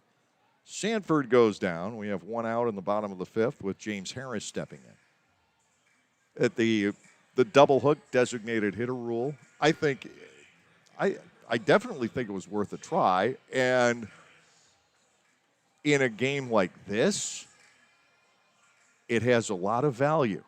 A lot of strategy involved. Where it's become more of an issue is when your starters are a night in and night out getting lifted in the 2nd or 3rd innings. You have bullpen days because all of your starters have gone on to major league organizations or foreign baseball. And it's made it very tough on the managers this year, especially when they find the bench a little bit depleted for similar reasons. First pitch strike on James Harris, it's 0-1. But the idea is a very good one, and I somehow see that taking root down the road. 0-1 to James Harris outside for ball 1. 1 ball and 1 strike. And moving the mound, you don't even notice it anymore. It looked maybe a little weird the first night, but you don't see a difference whatsoever. 1-1. Harris will take this to the gap in right center field. It will be pinched off by Gindel. That is held to a single. The 3rd hit for the York Revolution in the ball game. Jack Kenley is struck out twice. He'll step in. Scoreless tie, bottom half of the 5th inning.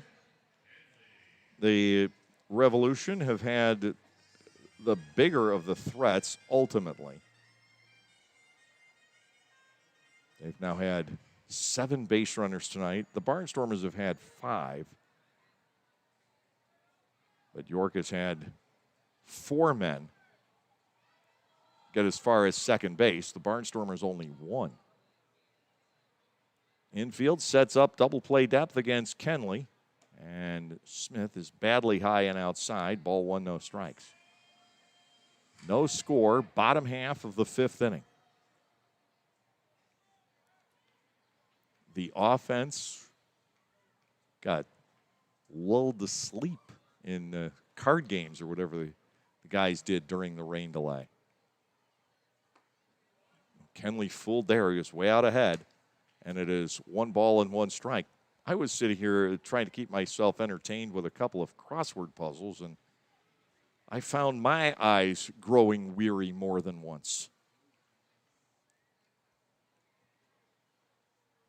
Smith and Rivera have seemed to be fresh as a daisy. Throw to first. Harris, who is 15 for 18 on stolen base attempts, is back in. Now, this is the 4th straight series. We played a team whose primary right fielder is named Harris and is a right-handed batter. James Harris and David Harris are 2 entirely different type players. James more of a speedster and David more of a slugger. But I am still working on keeping my Harrises straight. 1-1 to Jack Kenley. De La Rosa sets the target, and it's missed by Smith. 2 balls and 1 strike here. 1 out. Melky Mesa is the on-deck batter, and the Barnstormers now get action started. Smith's pitch count is running high here in the 5th inning. 2 balls, 1 strike to Kenley. The pitch breaks low, and we go to 3-1.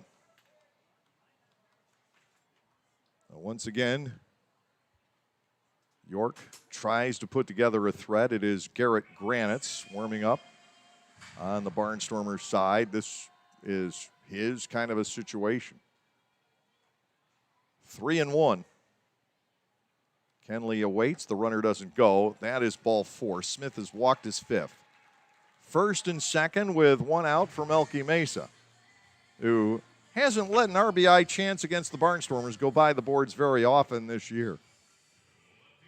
Harris at second, Kenley at first with 1 out.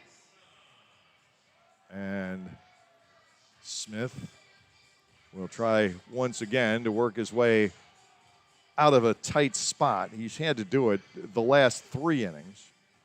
Wasn't bad in the 3rd inning. Mesa at second with 2 outs. Bases loaded with 2 outs in the 2nd. First and second with 1 out last inning. And that is mirrored here in the 5th. The greater concern is that Smith's pitch count stands at 90.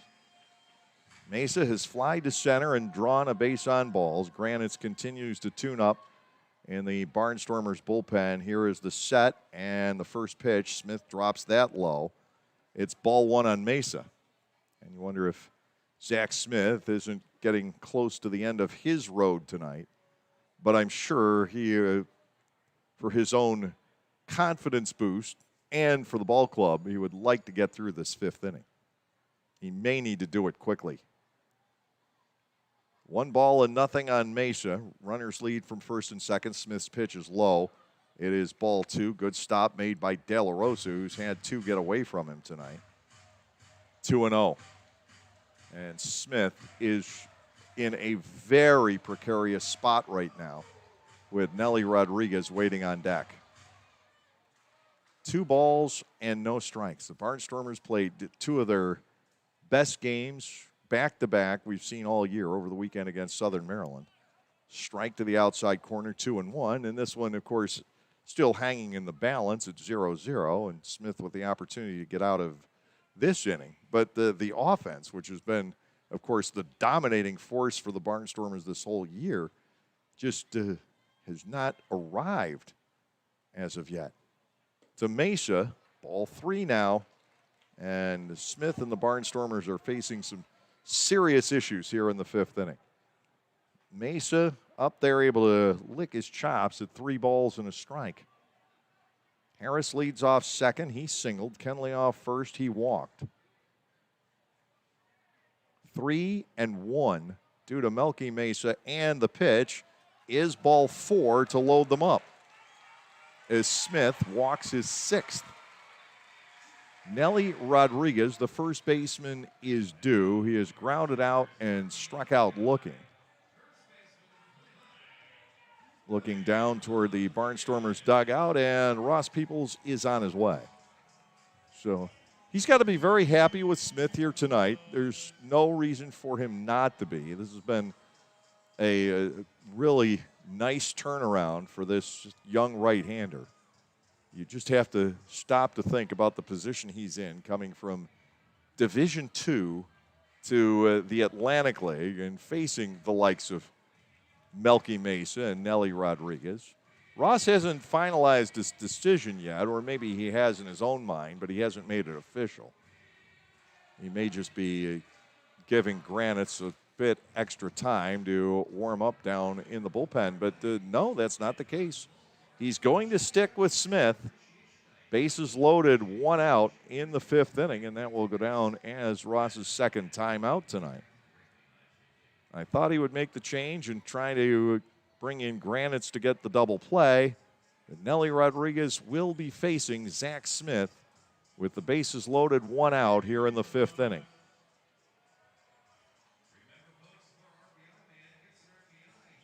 Rodriguez is 0 for 2 here tonight.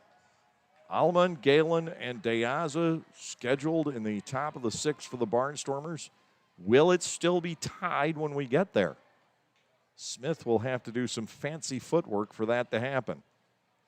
Bases loaded, 1 out. Rodriguez breaks his bat but dumps this into center field for a base hit.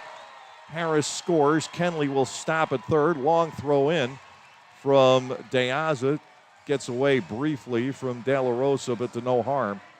York is on the board. Rodriguez singles home a run. Not a bad pitch there, but Nelly Rodriguez able to locate center field with it.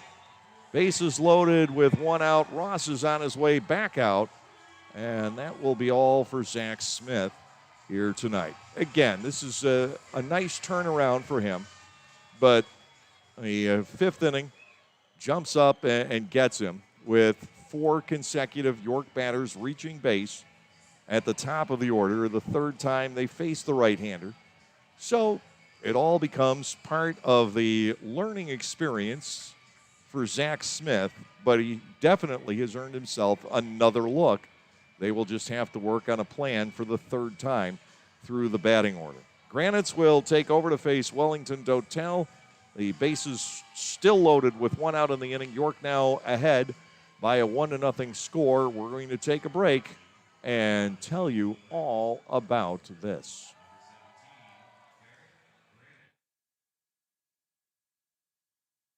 Localflavor.com, local flavor. Localflavor.com, local flavor. Excuse me, are you saying localflavor.com? Oh, yeah, it's where I save big bucks on all kinds of things. Home improvement projects, dining out, family fun, electronics, jewelry, clothing. I even bought my wife a fancy spa package for half price. Half price? Yep, you know all the deals you find in Clipper Magazine. I love Clipper Magazine. Well, they're all on localflavor.com too. And you can get them right on your phone thanks to localflavor.com's mobile app. Here, take a look. Well, this app is amazing. Look at all these restaurants, amusement parks, car washes, fitness centers. This is worth sharing about. Exactly. Localflavor.com online, the Local Flavor mobile app, and Clipper Magazine together. It's like a triple play. Do the cheer again. I'm in. Localflavor.com, local flavor. Come on, everybody! Localflavor.com, local flavor. Localflavor.com, local flavor. For the youth of our area, the Barnstormers are offering a wide variety of camps throughout the summer to teach everyone some tips on baseball and softball. Camps are offered to kids as young as 4 and as old as 12. Some even involve the parents. They run from June 15 all the way through August 28. For more information, go to LancasterBarnstormers.com and click on the Clinics tab. All presented by Orthopedic Associates of Lancaster. Well, it's Garrett Granitz, and he has got to put a lasso around this inning and rein it back in. Bases loaded, 1 out, 1 run already home. Wellington Dotel the batter. Dotel is 0 for 2. in the ball game. Granite's last outing was one of his best of the season. He pitched against Southern Maryland on Sunday. He threw 6 pitches, got 3 outs, and one of those was a strikeout. He did require a little bit of help from Trayvon Robinson with a nice sliding catch. Here's the delivery, and Wellington Dotel takes a strike. It is 0-1. Zach Smith tonight, 96 pitches. He threw 50 of those for strikes. The walks get to him here in the 5th inning. He's given up 2 of them here and a couple of base hits, 1 run on the board. Ground ball, second base. That'll be taken by Allemond out at short. Rendon back to first, double play. Granite's doing exactly what Granite's is called to do, and that is get the DP and a quick exit to the inning. It's 1 run on the board for York on 2 hits with no errors. The Revs strand 2. We're done with 5 tonight at Peoples Bank Park. York has broken on top by a 1-0 score. You can enjoy a night at the ballpark and help out the United Way of Lancaster County. All you have to do is spend 3 hours as an usher during a Barnstormers home game, and the ball club will donate $20 in your name to the United Way program of your choice. Be a friendly face, have fun, and raise money for your favorite local charity. To sign up, go to the LancasterBarnstormers.com website and head to the community link, and we'll see you at the ballpark. Come to the Lexus Golden Opportunity Sales Event for great deals on our full line of vehicles, each with our advanced standard safety technology like pedestrian detection. Lease the 2021 NX300 all-wheel drive for $359 a month for 36 months with $29.99 due at signing. See Bobby Rahal Lexus in Mechanicsburg or Lancaster County. Pre-collision system with pedestrian detection is not a substitute for safe and attentive driving practices. See owner's manual for additional limitations and details. Call 1-800-USA-LEXUS for important lease offer and pricing details. Not all customers will qualify. Offer valid in Lexus Eastern area only and ends August 2nd, 2021. York takes the lead. The final line tonight for Zach Smith, 4 hits, all singles, and 1 run in 4 1/3 innings. He did walk 6, though. He struck out 6 and threw 1 wild pitch. That tonight definitely should serve as a confidence boost for Zach. Blake Allemond leads off and takes a strike against Eduardo Rivera, who has just mastered the Barnstormers so far tonight, and a turnaround performance for him. Allemond lifts a foul back and crashing up against the facing of the stadium. It is 0-2. I mean, you got to look back just 5 days ago. 2+ innings, 6 hits, 8 runs, 4 walks. A hit batter, a couple of wild pitches.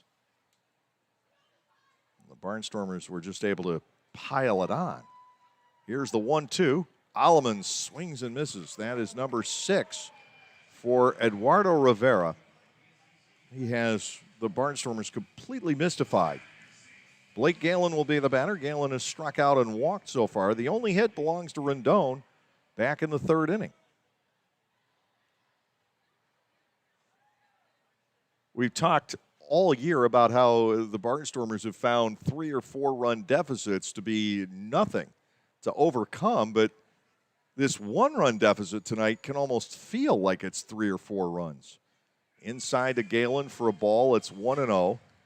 It's not terribly likely you're suddenly going to break out and hit the home run ball. 2-0 on Galen. You've got to manufacture something. And the Barnstormers can't get the pieces to fit at all. There haven't been many pieces. 2-0, Galen turns on that and screams it foul into the seats along the first baseline. Our count is 2 balls and 1 strike. Top half of the 6th inning here in York. Rivera back to the plate, skips it up there, and Galen has a 3-1 edge.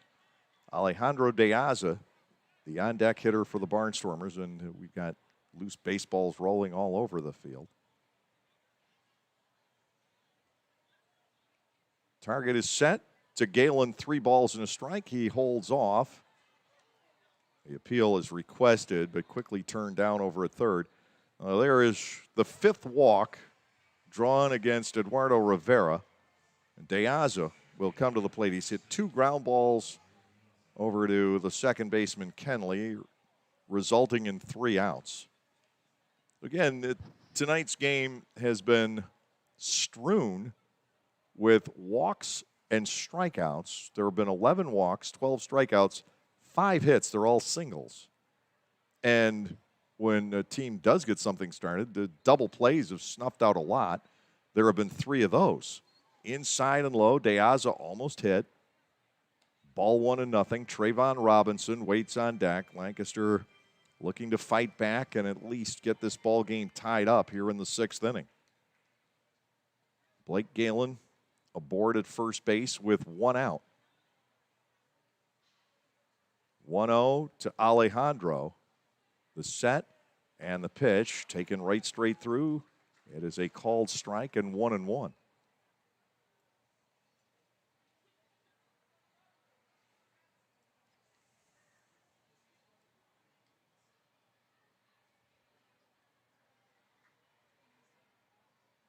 The set, the pitch, line drive, and that is fumbled by Kenley. He will still be able to get an out at second, so it makes no difference. Galen is forced. De Aza is now the base runner, and Robinson will step in. I don't know if Kenley was trying to pull a fast one there or not. If he catches it on the line, Galen's the runner at first. He doesn't, De Aza's the runner at first. It doesn't make a lot of difference. Now here is Robinson. He has walked and struck out. The Barnstormers have hit only 4 balls out of the infield the entire game. Tapped foul at the plate, and Robinson bats 0-1. And it really isn't any more than that, only 4 for York as well. But 2 singles in the 5th inning around the 2 walks, and York gets that mighty 1 on the board. Most nights we sort of poo-poo those 1-run innings, don't give a lot of credence to them. Robinson takes a ball up and away, and it's now 1 ball and 1 strike to Trayvon. De Aza, the runner at first base with 2 men gone.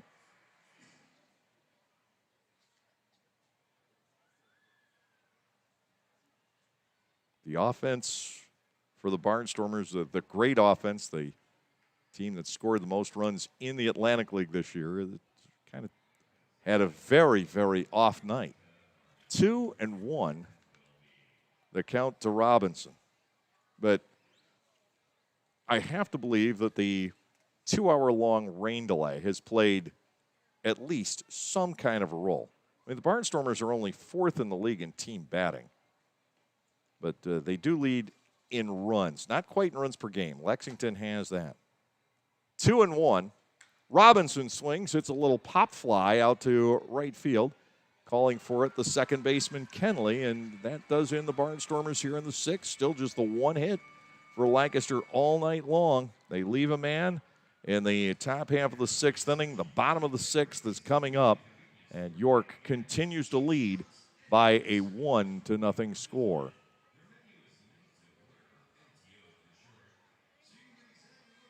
Hey, $2 bill here, aka the rare one. Problem is, I'm so rare, people just saved me. But thanks to the new Cash Vibe with Quick Cash from the PA Lottery, I'm back in business. For just $2, you can get bigger jackpots starting at $150 grand. Plus Quick Cash, a chance to instantly win $2 or $6. Haha, it's good to be wanted. Play Cash 5 with Quick Cash from the Pennsylvania Lottery. Must be 18 or older. Please play responsibly. Benefits older Pennsylvanians every day. When everyone has a different craving, Wegmans Meals to Go has it all. All right now, all in one delivery. Pizza with the kids' favorite toppings. A delicious sub made the way you love. Fresh sushi for the whole group, and so much more. It's how busy people get busy eating the meals they love. Order on the Meals to Go app or at mealstogo.com to make everyone happy. Wegmans Meals to Go. All your favorite meals, all in one delivery.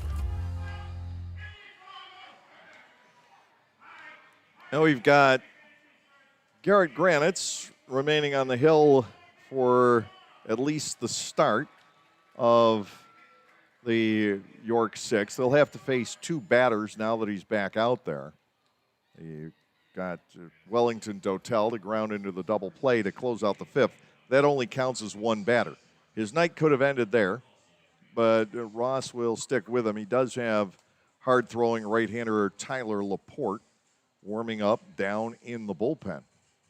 But boy, oh boy, the offense has vanished tonight.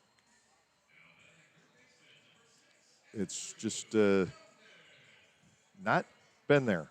And Rivera certainly has a lot to do with it. And I think the delay, I think it affected both sides. York finally breaking through. Now here is Andrew Dundon with an infield base hit and a walk facing Garrett Granitz. 6'3" right-hander from South Central Wisconsin, from Sun Prairie. First pitch strike, 0-1, which is to the north and east of the city of Madison, or as it's known as, Madtown, and that's an appropriate description. Foul to the right, now to play. It's 0-2. I loved my 3 years in Madison. Don't get me wrong, but the culture there is just a little different. 0-2, and it depends on where you are, a city or suburbs, and you have two very different cultures there as well. 0-2 pitch, very, very artsy city, a college town, and then the suburbs, low-key dairy farms. I'm sure it's grown even more since I was there. It was 180,000 or so when I lived there. Chopper toward the middle. Alleman flashing over, tries to get off a throw, but no chance. And Dundon for the second time aboard on an infield base hit tonight. Granite's made a good pitch. The Barnstormers down by a run here. They've given up 5 hits, but not too many of those hits have been tattooed. I would say legitimately the only one that has been was Harris's to get the ball rolling in the 5th inning. Rodriguez with the RBI single. That sure sounded like it cracked his bat. And it wasn't hit terribly hard, just a floater into center field. And now here is Osmi Gregorio. He has reached on an infield base hit and walked. But only 2 of the 5 hits have left the infield on the fly. Now you've got the leadoff man on here in the 6th inning. Way outside is Granite's to Gregorio. Ball 1-0. A very slim 1-0 margin for the York Revolution tonight. As I say, usually the Barnstormers are down 1-0. You laugh it off. But I'm not sure tonight it's a laughing matter. Ball 2 to Gregorio, 2-0. You say that, this team could erupt for 6 runs at any time. And that's the way it has gone all season. 2-0. That is good. And Gregorio bats at 2-1. Dundon already on board. Lennon Rodriguez, the catcher, is due next. The Barnstormers will start the 7th with a pinch hitter. Kelly Dugan's night is over as the DH. He was 0 for 2. Swing and a miss.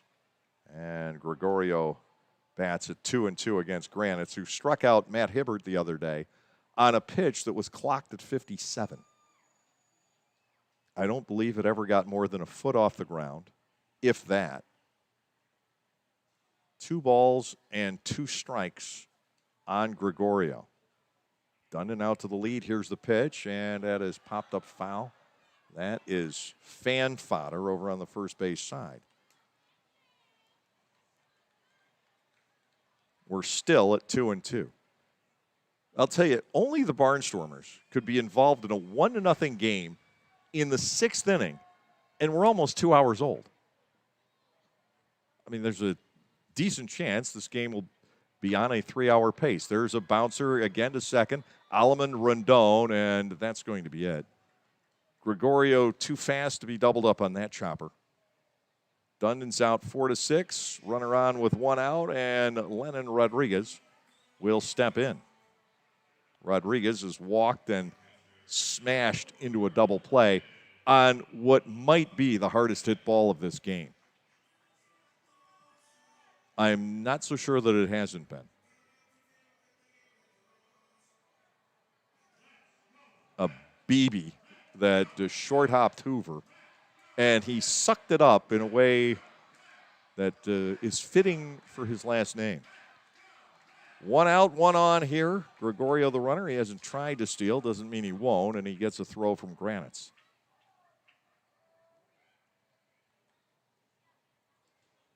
Sixth inning of baseball here tonight.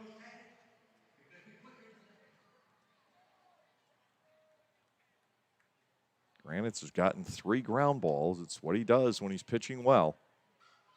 Another throw to first, and Gregorio's back in.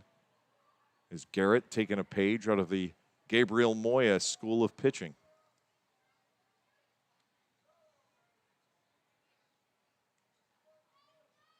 Runner takes off. The pitch is a called strike. The throw by Della is in time. Gregorio is cut down the out 2-4. Number 11 for De La Rosa. 2 outs and a strike to Lennon Rodriguez.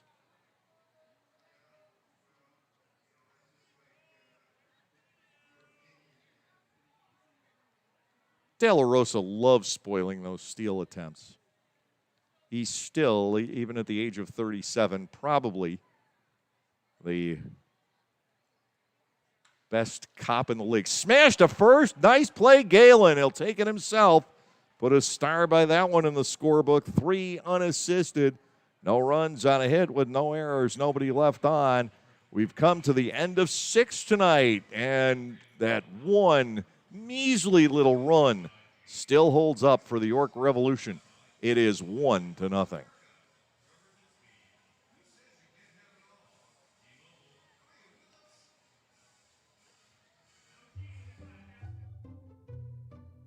Bummer. The Barnstormers are on the road and you're looking for something to do.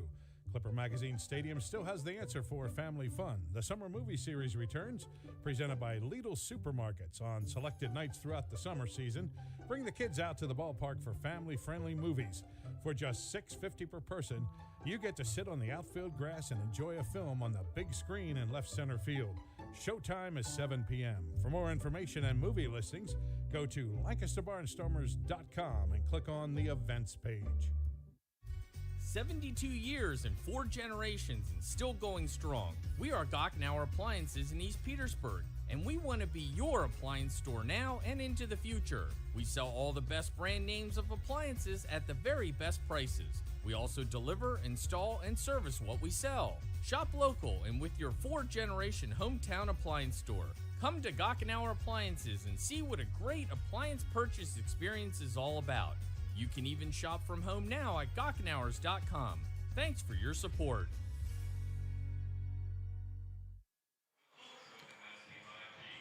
Eduardo Rivera has been lifted from the game, and he can take a seat and maybe ice down and get a shower a little bit early tonight. But a magnificent performance for the York right-hander, giving up just 1 hit to the Barnstormers, a single by Rondon with 1 out in the 3rd inning. Over his 6 innings of work, Rivera did walk 5, strike out 6, and he hands the baseball to left-hander Brandon Fry as we go to the top of the 7th inning. The Barnstormers will have a pinch hitter to start things off here, and then De La Rosa and Hoover, and the pinch hitter is Devon Torrance.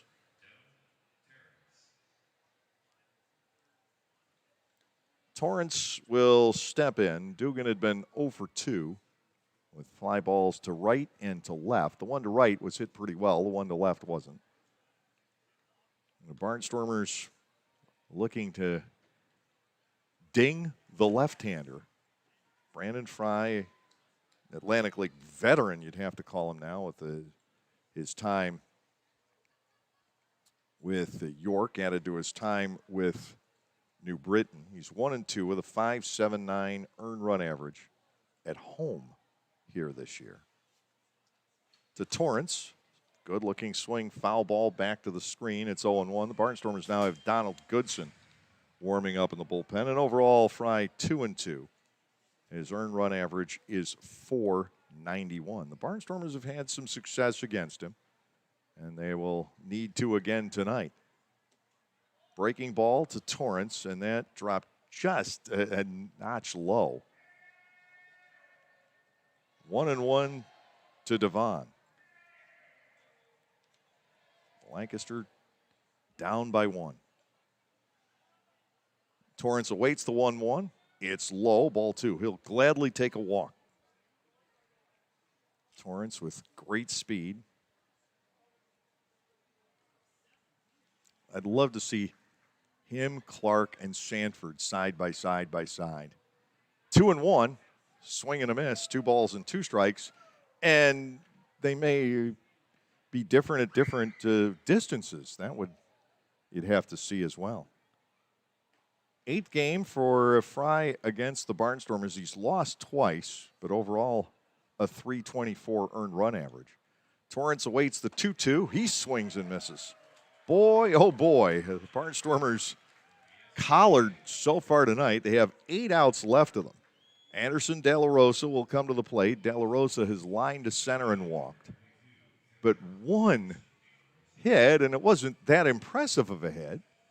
A clean single, certainly, for Clea Luis Rendon. You can't argue that it was a base hit. There's no pressure on the official scorer to change it. But it wasn't exactly a ringing line drive. De La Rosa stands in against Fry, and the pitch here reaches the outside corner. It is strike 1. Man, the Barnstormers have just been paralyzed at the plate tonight. They've gotten nowhere. There are very few good swings, and you're so unaccustomed to seeing this. The 0-1 is low, 1 ball, 1 strike, but all they need is a small opening, because the pitching and the defense have kept the Barnstormers in the game. Hoover, Galen, De La Rosa, all certainly doing the job defensively. 1-1 to Anderson De La Rosa. Big swing and a miss here against Fry, and it's 1-2. Fry having the same success Rivera did. The Barnstormers just have been lost all night long at the plate. 1-2. Fry to Dela, who jumps back out of the way and gets ball 2. Fry tried to duck that one back across the inside corner, and he nearly succeeded. 2 balls, 2 strikes. Jake Hoover is the on-deck batter for the Barnstormers. Top 7, 1-0 in favor of York. Brandon Fry ready to go. De La Rosa gets ball 3. And we said all the Barnstormers need is an opening. Only once tonight has this club gotten a runner to second base. That was on consecutive walks to De La Rosa and Hoover back in the 5th inning. And then Rendon struck out looking, and Gindel bounced out to second, letting that opportunity go by. York is 1 for 5 with runners in scoring position. Grounded foul. De La Rosa stays in with a 3-2 count. Hoover's on deck, and then you would have Rendon batting from the right side of the plate. Should anything develop in the Lancaster half of the 7th inning. 3 balls, 2 strikes. And to De La Rosa, a swing and a miss. But one thing I have noticed this year, and stop to think about this for a minute, this team does not perform well on rainy nights. Bear with me here. The rain-shortened game at home against Southern Maryland, the 2 games that were called to 7 innings against Long Island, the Barnstormers lost both of those. And there have been a couple other nights where we've had some rain delays and things haven't gone quite right. 2 outs, nobody on. Here's Hoover, who's fouled out and walked. Up and away from Fry. It is ball 1-0. A team that has not been rained out since the 11th of June. That's 2 months ago tomorrow since last Barnstormers rain out. Time is called as one of Donald Goodson's warm-up throws rose all the way down behind home plate. Fished out of the way by the on-deck hitter Rendon. 1 ball, no strikes to Jake Hoover. Brandon Fry ready to go. Hoover slices a foul into the backstop. 1 ball and 1 strike.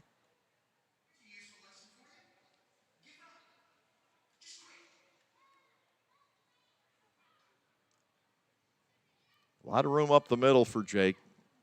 One thing we've noticed about him is he can use the entire field. Doesn't wield a whole lot of power. Foul ball again into the twines. Fry has him at 1-2. Rivera struck out the side in his first inning, and Fry looks to accomplish the same here in the 7th, but he'll take the out however it would come. He just wants the out. Hoover bats at 1-2. You don't look for Jake to be a 20 home run guy, but look what he can do. Punch the ball around, plays great defense, has terrific speed. So definitely has some attributes. 1-2, driven foul to the right side and around the side of the sky boxes. 1 ball, 2 strikes, the continuing count here. Rendon waits on deck. The Barnstormers trying to get something to break. Here in the 7th inning, they're running out of outs tonight. 1-2, and Hoover swings and misses. Fry comes on and strikes out the side in the top of the 7th inning. Nothing going on for the Barnstormers. We've hit the stretch, and York still leads it by the score of 1-0. Localflavor.com, local flavor. Localflavor.com, local flavor. Excuse me, are you saying localflavor.com? Oh, yeah, it's where I save big bucks on all kinds of things. Home improvement projects, dining out, family fun, electronics, jewelry, clothing. I even bought my wife a fancy spa package for half price. Half price? Yep, you know all the deals you find in Clipper Magazine. I love Clipper Magazine. Well, they're all on localflavor.com too. And you can get them right on your phone thanks to localflavor.com's mobile app. Here, take a look. Well, this app is amazing. Look at all these restaurants, amusement parks, car washes, fitness centers. This is worth sharing about. Exactly. Localflavor.com online, the Local Flavor mobile app, and Clipper Magazine together. It's like a triple play. Do the cheer again. I'm in. Localflavor.com, local flavor. Come on, everybody! Localflavor.com, local flavor. Localflavor.com, local flavor. Well, Garrett Granitz just appeared for the 28th time this season, and now that will be matched by Donald Goodson for tops on the ball club. But don't worry, Ross, who loves to spread the wealth in his bullpen, has a number of others within easy reach of that club lead. Gabriel Moya has been in 27. Scott Schumann and Yoel Espinal have each been in 26. Goodson still tuning up. He is 1-2 with a 5.34 ERA. 30 1/3 innings, 30 hits. He's walked 25, struck out 32. And things are on the upswing for Donald. His season, and you'd have to say his numbers, got really hurt in the early stages. He was overused the first month or so of the season, and it blew up at Lexington on June 22nd when he gave up 6 runs in an inning and 2/3. But since then, he's only been scored on in 3 appearances. He's given up 5 runs in 14 1/3 innings, 9 walks and 17 strikeouts. Edward Paredes, meanwhile, warming up in the bullpen for the York Revolution. Darian Sanford to face Goodson here in the 7th inning. And the fans implore Darian Sanford to hit the wall. Well, he's shown that he can do it. It's just not going to be an everyday occurrence. 1-0 from Goodson. Next offering, bounce toward the middle and past the lunging attempt to Blake Alleman. But if there's any consolation, Blake would not have been able to throw Sanford out from that position anyway. even if he had latched onto the baseball. Sanford is on, so look out. He has 42 stolen bases on the season, 201 as a Barnstormer in 2.5 years prior to this. York threatens to extend the lead in the bottom of the 7th inning. Sanford on at first, and that can always mean Sanford could be on at third in very short order. Harris has struck out twice and singled into right. He scored the lone run of this ball game so far. Sanford able to manage a 96-mile-an-hour fastball from Donald Goodson. Leadoff man is on. He'll get a throw from Donald. Donald will have to pitch quickly and rely on that shotgun attached to the right shoulder of Anderson De La Rosa. His throw on Gregorio, absolutely perfect back in the 6th inning. Goodson goes over again, and Sanford returns. Blake Galen's picked him off. We remember that from earlier in the year. It ended a ball game. And Sanford will still, he's so aggressive on the bases that he'll still make a mistake of aggression out there from time to time, and you just hope to be able to take advantage of it. And Goodson throws over there a third time. Runner on, nobody out, bottom of the 7th. York with a 1-0 lead. We'll see if the Barnstormers are able to rally late in this one. They've certainly done it on several occasions this year, but I don't know if you could say they've done it in this kind of offensive funk, except maybe at Southern Maryland. The second game of the doubleheader, they had gone 12 innings without scoring. They had 4 or 5 hits all night. Peroni tied it with a home run. The Barnstormers won it in the 7th. Finally a pitch, and it's straight through for a called strike on Harris, who might have been taking there to give Sanford the opportunity to run. Darian didn't quite like the conditions. No balls, 1 strike. The set, Goodson to the plate, and strike 2. Hard throwing Donald Goodson, and again, a guy you don't necessarily know where it comes from. He's not big. Just 5'11", but fairly powerfully built and just generates a lot of heat. 0-2, fouled off. Harris will stay alive.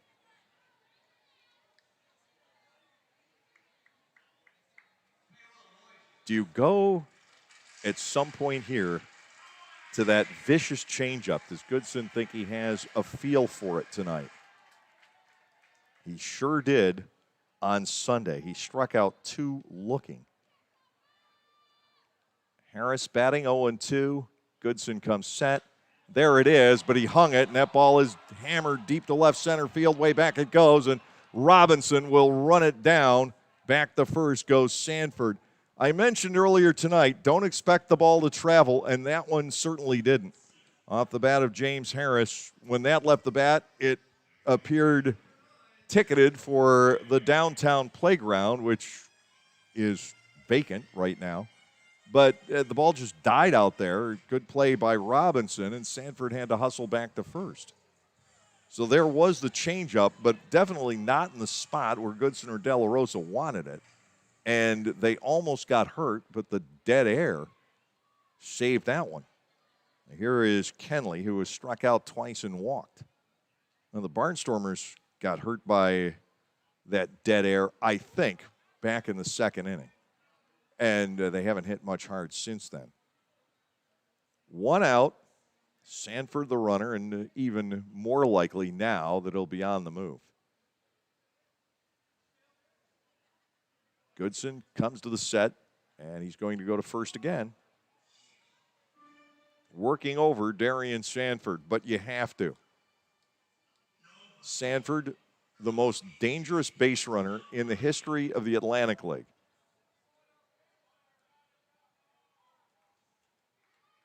He takes off. The pitch is in perfect condition, and beautiful throw again by Anderson De La Rosa. Sanford is a goner. 2-6. 2 outs in the inning, and the ball to Jack Kenley. That was, if it wasn't a pitch out, it was the next best thing. And De La Rosa, for the second time in 2 innings, lays the ball right into the glove of an infielder as if he had walked it out there. 1-0 on Kenley. Goodson to the plate, and he misses low. It is 2 balls and no strikes. Melky Mesa's on deck. Barnstormers down by 1 here in the bottom of the 7th inning. The defense has been very pretty for Lancaster tonight. 2-0 pitch. That is ball 3. Goodson in danger of giving up a walk here. It would be the 7th for Lancaster pitching in the game. The Barnstormers defense terrific tonight. De La Rosa, Hoover, Galen, Robinson, a nice running catch just a moment ago. Strike taken. Kenley bats at 3-1, but the offense has been oh so silent for 7 innings here tonight. 2 innings left to go. Goodson is high, and ball 4 is issued to Kenley. Second walk he has drawn, 7 total off of the Barnstormers staff tonight. Melky Mesa will come in. Mesa has flied to center, and he's drawn 2 walks.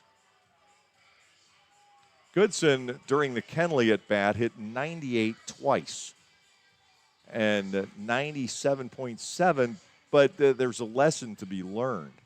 And if you go through the entirety of the at-bat, he threw 3 pitches above 98 miles per hour, but they were all balls. So it ultimately doesn't do any good, and he's better served if he scales it down a notch. Ball 1 is high to Mesa, 1-0. The called strike on Kenley came in at 97.7, so you don't have to scale it down too much. But you can overthrow, and Goodson might be a little amped up right now. Fouled away by Melky. It is a ball and a strike. Barnstormers can't afford to give up any more. This 1-run deficit is plenty enough, just the way things are going tonight. And then you never know. The Barnstormers could come out. They've done it so many times this year. And just all of a sudden explode. Upstairs, 2-1 now on Mesa. Kenley, the runner at first, with 2 outs. Sanford gunned down, trying to steal. I mean, 2 perfect throws by De La Rosa. You can't do it much better than that.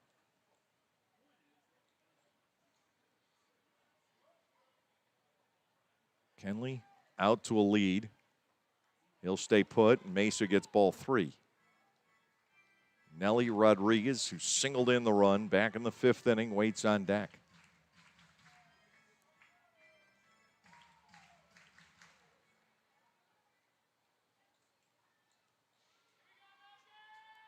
Three balls and a strike.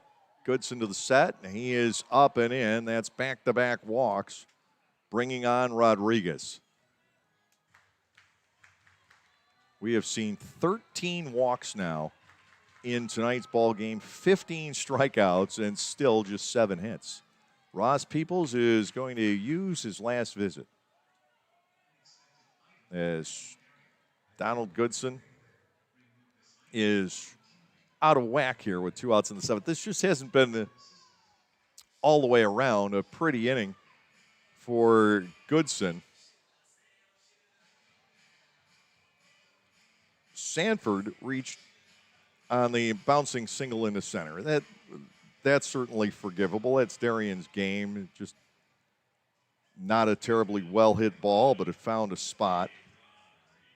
But I think he missed with that off-speed pitch to Harris, and on another night, that might have been a home run.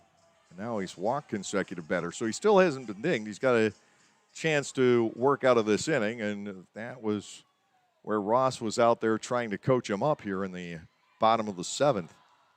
2 are out. Nelly Rodriguez, 1 out of 3, but that 1 base hit could be the difference in this game. It is right now. An RBI single his last time up, and now Goodson is high to him. Ball one, no strikes. 2 outs and 2 on.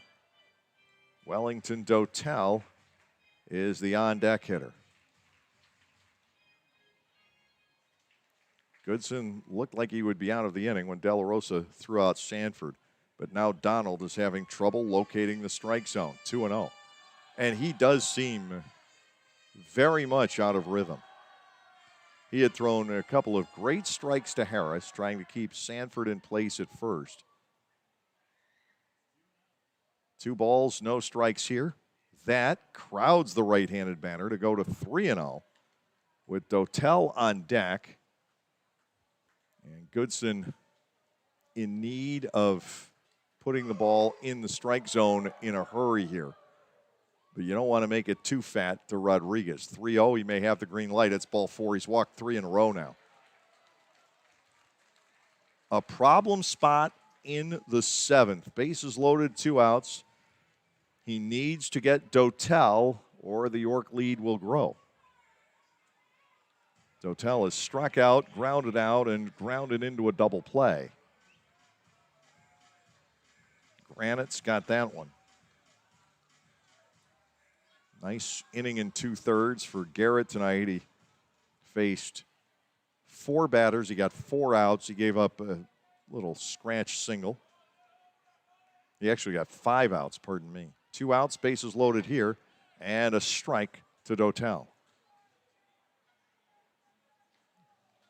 Goodson trying to pull this out in the nick of time.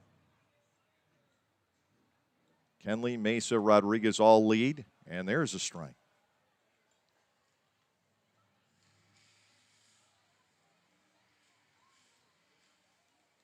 Can he get out of this jam? York is stranded 7 in the game. The 0-2 fades just a hair low, but I like it. Rendon, Gindel, and Alamond due up in the 8th. The scoreboard still reads 1-1. No. It's 1-2. There we go. It bounces to the screen. De La Rosa will hustle back, but that didn't come off very well. And it's 2-0 on the wild pitch. 2nd and 3rd. Now the count on Dotel. 2 balls and 2 strikes.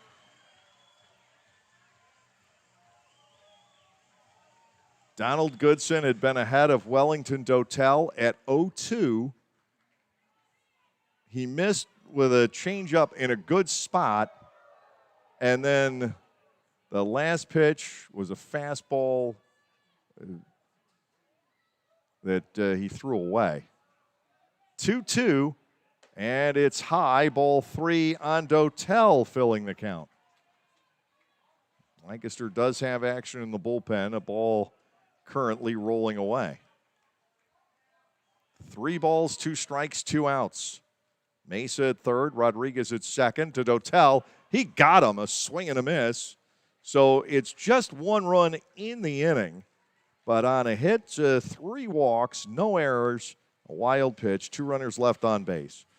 We are done with 7 tonight here at Peoples Bank Park. And while it's not a wide difference, you've got to say it's been all York with the Revs leading by the 2-0 margin.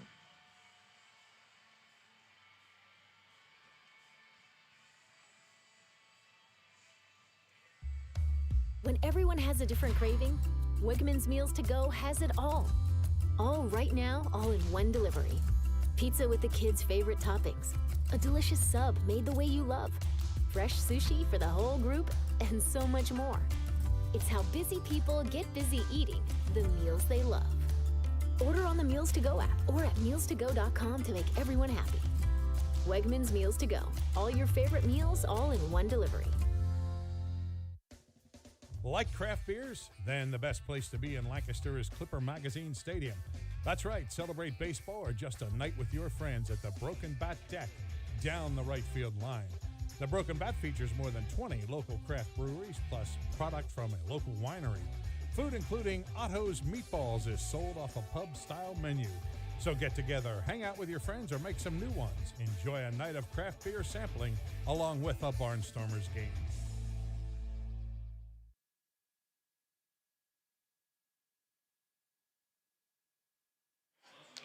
You'll have to forgive me. That was not Wellington Dotel with that last plate appearance. It was J.C. Encarnacion pinch hitting in that spot.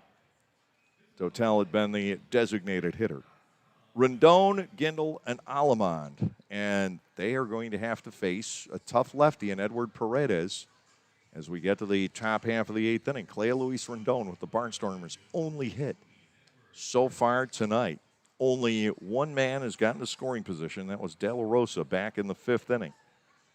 Lancaster didn't get that run across. York came out and scored its first run in the fifth, and they just pushed a second home on a wild pitch in the seventh inning. So we'll see if the Barnstormers can get something going against Paredes. They were able to get to Paredes a little bit last week. 2 hits, 2 walks, and a run in the seventh inning on Tuesday. Rendon has singled and struck out looking. He faces the lefty, and it is outside, ball 1 from Paredes. Brandon Fry threw the seventh and fanned the side.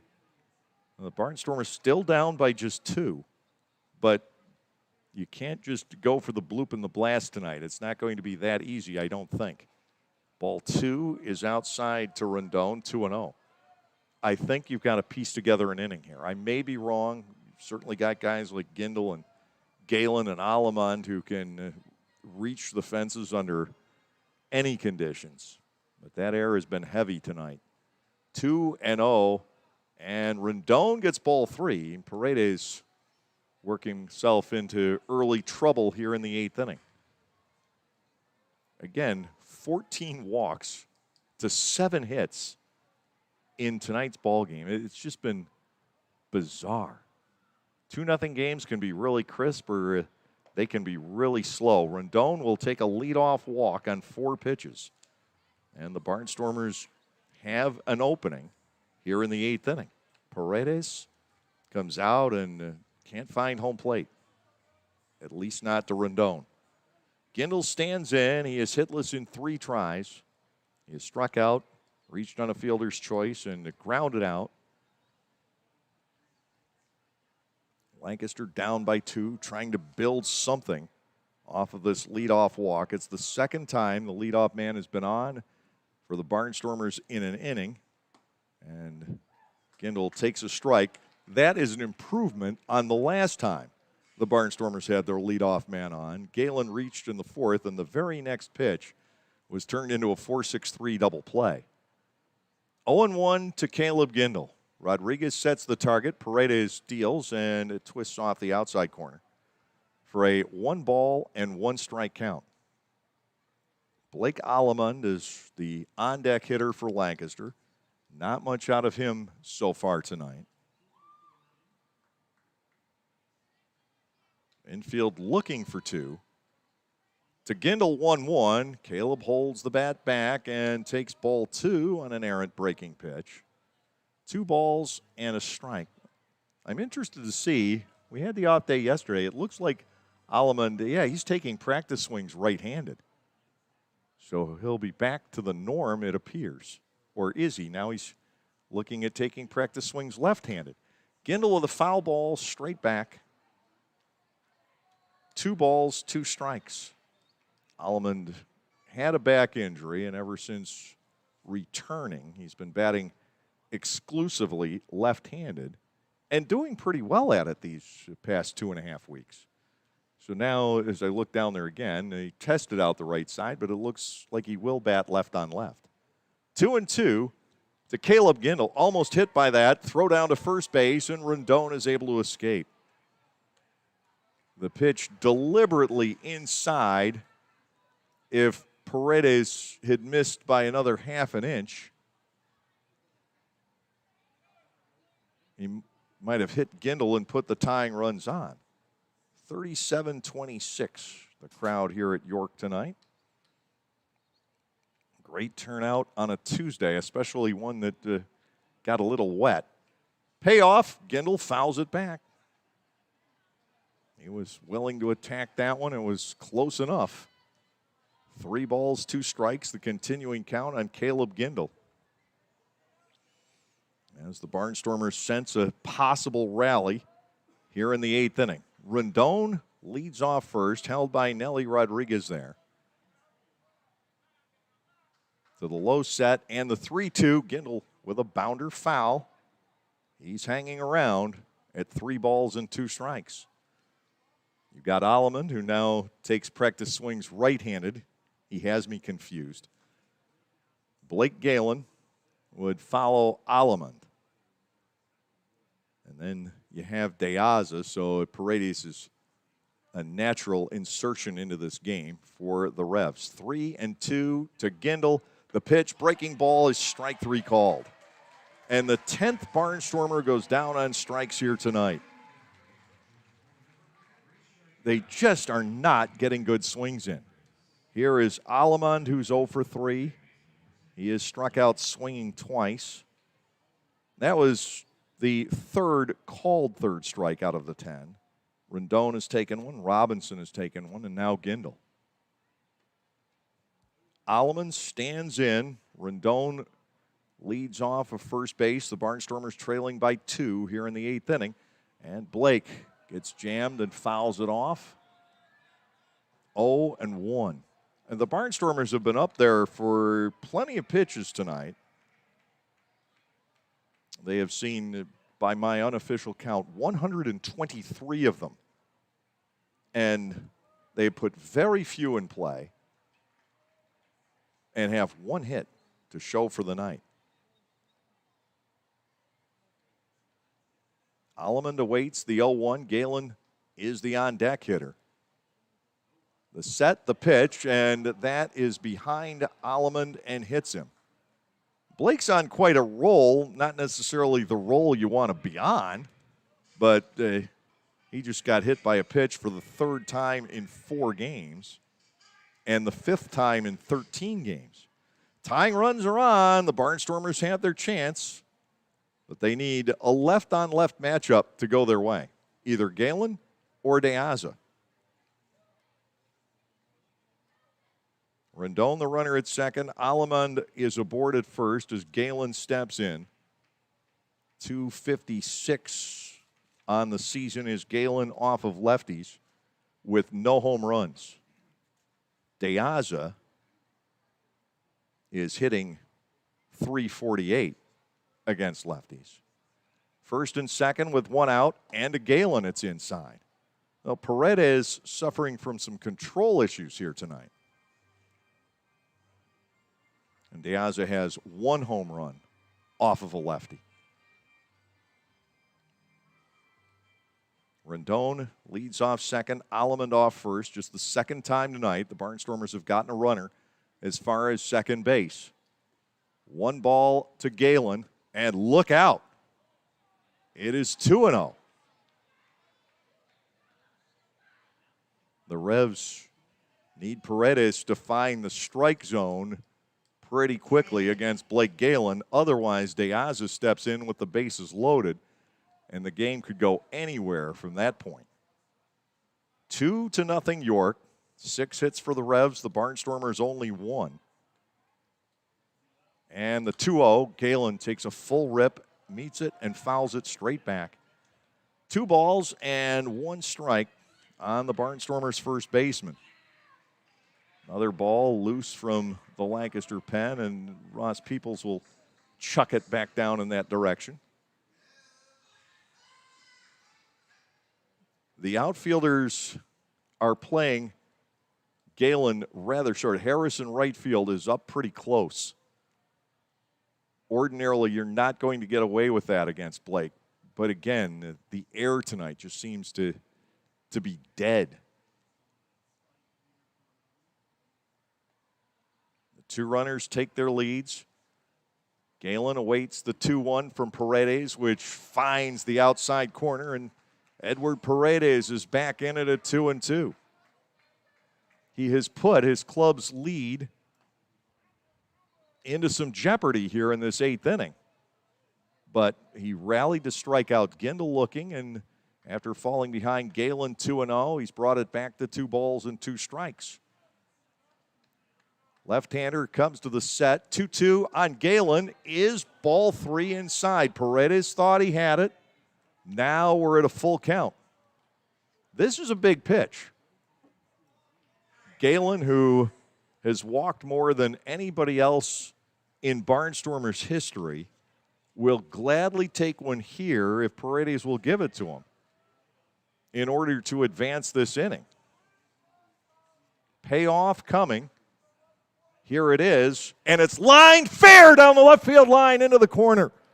Rendon will score. Alamond will sprint to third base, and in its second with an RBI double is Blake Galen. It's 2-1 with one out and the tying run at third. Galen goes to the opposite field. The Barnstormers are on the board. Blake's 9th double of the season, his 51st run batted in. Just fair inside the third base bag. Dundon had no chance. Now Alejandro De Aza bats. He's 0 for 3 tonight. He has hit the ball on the ground 3 times to the second baseman, Kenley. York is bringing its infield in. And now the middle infielders, just as quickly as I said that, backpedal to normal depth. Alamond at third, Galen at second. De Aza stands in. Paredes tries to reach the inside corner and does not. It's ball 1. Trayvon Robinson waits on deck. Here come the Barnstormers in the top half of the 8th inning. They waited a scary long time tonight to get the offense going. And they still need to do more here. 1-0. De Aza takes a strike on the inside corner. It's 1-1. He's so tight to the inside corner. He's right up on the inner chalk line in the batter's box that a lot of pitches from back here that seem like balls because of their relative position to the batter are not to him. They are over the plate. 1-1, and De Aza gets hit. That will load them up for Trayvon. Paredes is hit 2, giving up a walk and a double. Mark Mason is coming out. Well, Edward Paredes falters in the 8th inning tonight and can only get 1 out. Mason will make the change, and while he does, we're going to send you back to our mythical studios. Hey, $2 bill here, AKA the rare one. Problem is, I'm so rare, people just saved me. But thanks to the new Cash Vibe with Quick Cash from the PA Lottery, I'm back in business. For just $2, you can get bigger jackpots starting at 150 grand. Plus Quick Cash, a chance to instantly win $2 or $6. Haha, it's good to be wanted. Play Cash 5 with Quick Cash from the Pennsylvania Lottery. Must be 18 or older. Please play responsibly. Benefits older Pennsylvanians every day. At Clipper Magazine Stadium, we have hot dogs and popcorn, peanuts, soda, and nachos. But what if, say, you are only 3 months old and mom wants to have a night out and watch the Barnstormers? Well, thanks to May Grant Obstetrics and Gynecology, the littlest of Stormer fans now have a place to go for dinner during the game.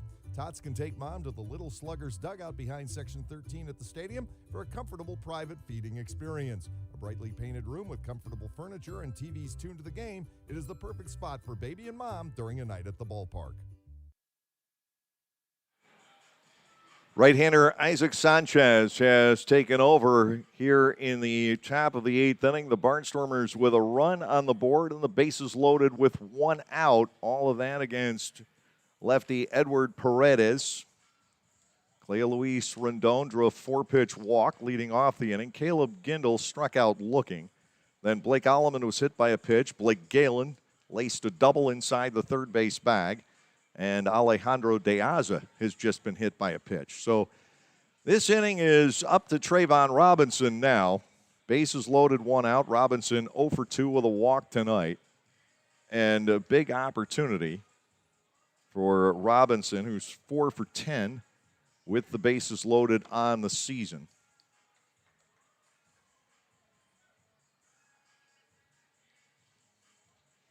At the very least, looking to tie the game. Now you've got on deck is the pitcher's spot and Ladarius Clark. Lancaster has Gabriel Moya tuning up in the bullpen for the bottom of the 8th inning.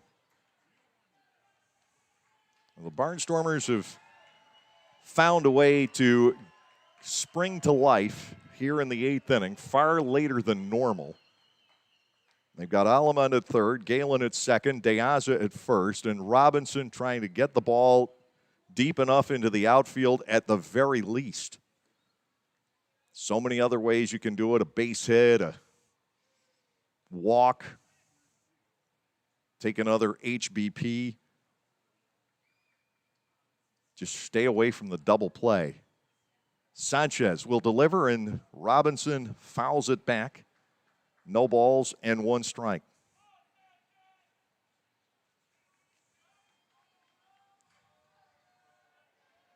Trayvon had a spree of extra base hits toward the latter stages of the homestand. A couple home runs against York back on Thursday.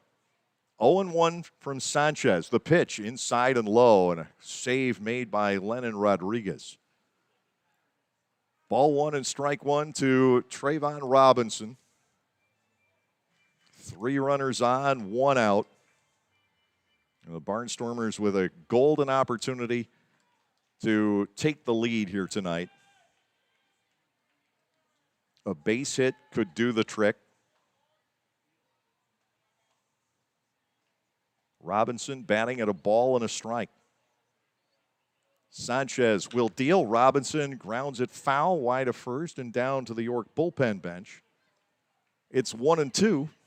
Ladarius Clark is the on-deck batter. So the Barnstormers at least have given themselves a chance here. And now it is time to cash in on that opportunity.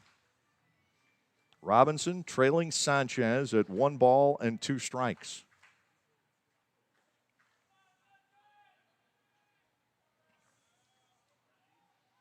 Runners lead from everywhere. Here's the pitch. Robinson goes down swinging. That's the second out. It's up to pinch hitter extraordinaire Ladarius Clark, though you'd rather have him facing a lefty. Clark, the second pinch hitter used by manager Ross Peoples here tonight. Devon Torrance came on in the 7th inning. Ladarius coming off a pinch hit grand slam in the 8th inning against Southern Maryland on Saturday. Stepping in here with Alamand at third, Galen at second, Deaza at first, and now 2 outs. The strikeout of Robinson was huge for Sanchez and the Revs. Here is the pitch to Clark. It is low and ball 1.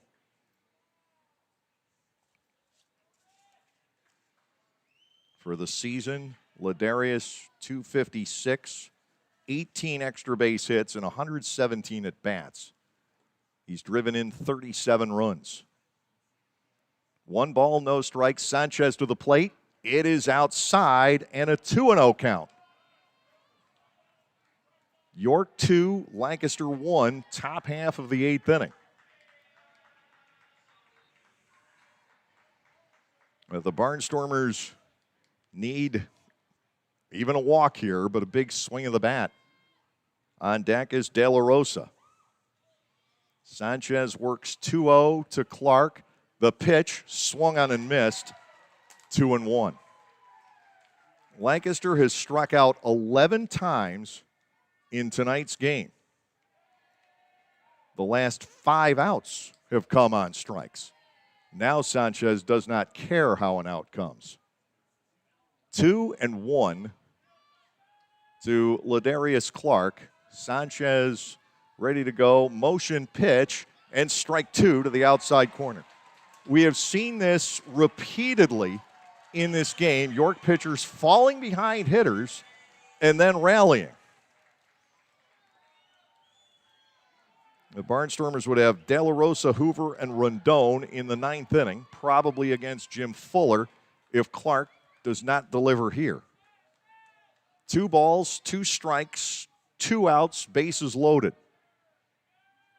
Big pitch for Sanchez, big pitch for Clark. In a 1-run game, here is the offering, and it's bounced to second. handled by Kenley. Low throw, mishandled. A second run will score, and the Barnstormers take the lead on the error. Rodriguez couldn't dig out the throw by Kenley, and the Barnstormers suddenly lead 3-2 as they catch a break.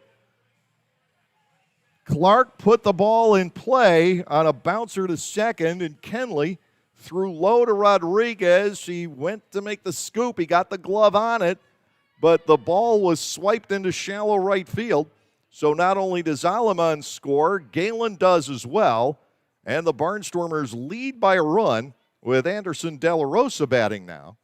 He's got De Aza at second and Clark at first base. So no RBI for Ladarius here. The Barnstormers will take that one. 3-2 Lancaster. De La Rosa digs in, trying to add one more. Here's the pitch, and it swings low to De La Rosa. Ball one and no strikes.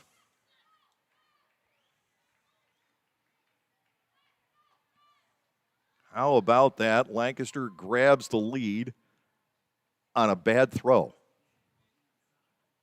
Sanchez, he's done his job. To De La Rosa 1-0. Anderson swings through a fastball. 1 ball and 1 strike. Now, the Barnstormers haven't done a lot on their end in this half inning. Galen's double, the only hit in this 3-run inning. They've gotten some gifts, 2 hit batters, a walk, and now a throwing error. Dundon, Gregorio, and Lennon Rodriguez slated to face Gabriel Moya in the bottom of the 8th. 1 ball, 1 strike to Anderson De La Rosa, the pitch. Fastball popped on the outside corner. It's 1-2.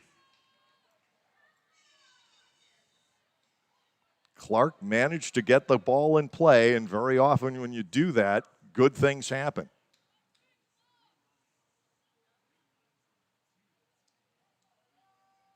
Barnstormers have managed to find a way to score 3 here in the 8th. To De La Rosa, 1-2. Sanchez deals. It's chopped to third, and Dundon will not risk a throw. He goes over for the force on De Aza. 5 unassisted.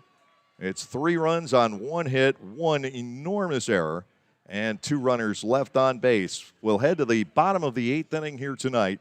The Barnstormers now in the lead. Lancaster 3 and York 2.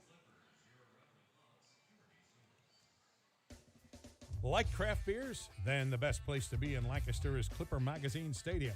That's right, celebrate baseball or just a night with your friends at the Broken Bat Deck down the right field line. The Broken Bat features more than 20 local craft breweries, plus product from a local winery.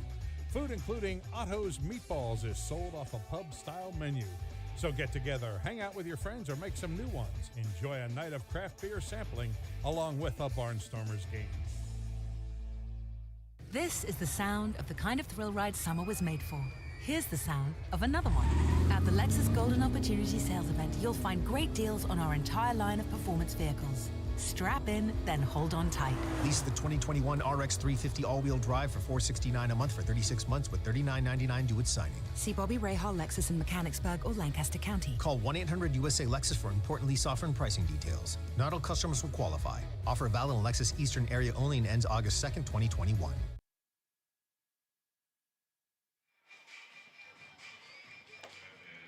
Here is Gabriel Moya for the bottom of the 8th inning. The master of deception, trickery, sleight of hand, hypnosis, and probably mind reading.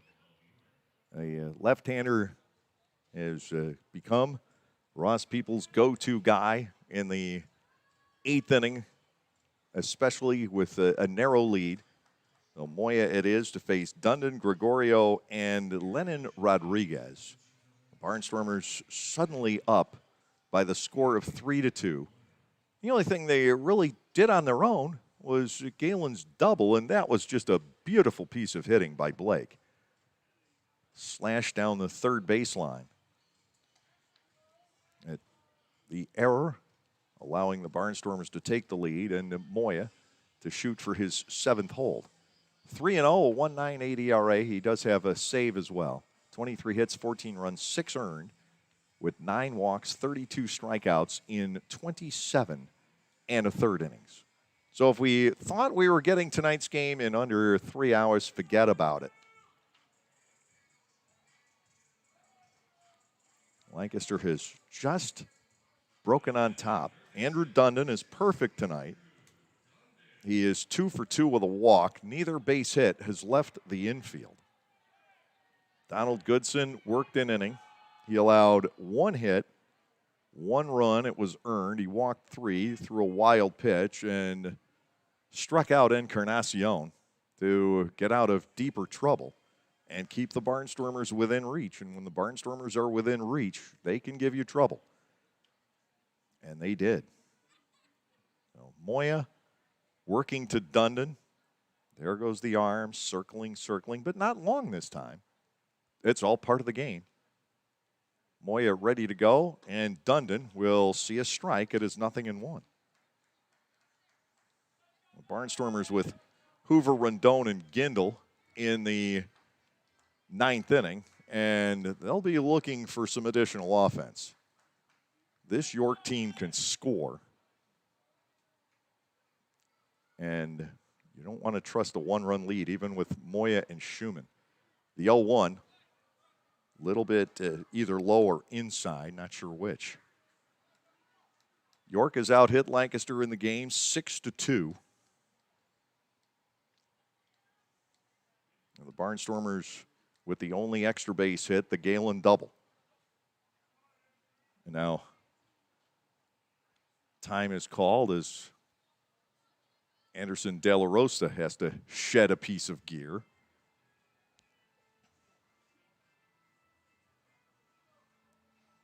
One ball, 1 strike, bottom half of the 8th inning. Dundon trying to get on as the tying run for the York Revolution. He does have 3 homers on the season. It's a high fly ball here, left center field. Charging in, Deaza. He calls off Robinson to make the catch. Moya's gotten 1. Osmi Gregorio will step in. He's 1 for 2 and has 1 of the walks tonight. Barnstormers pitching has walked 9.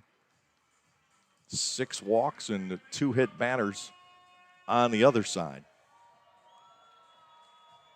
Gregorio digging in, 1 out in the bottom of the 8th inning.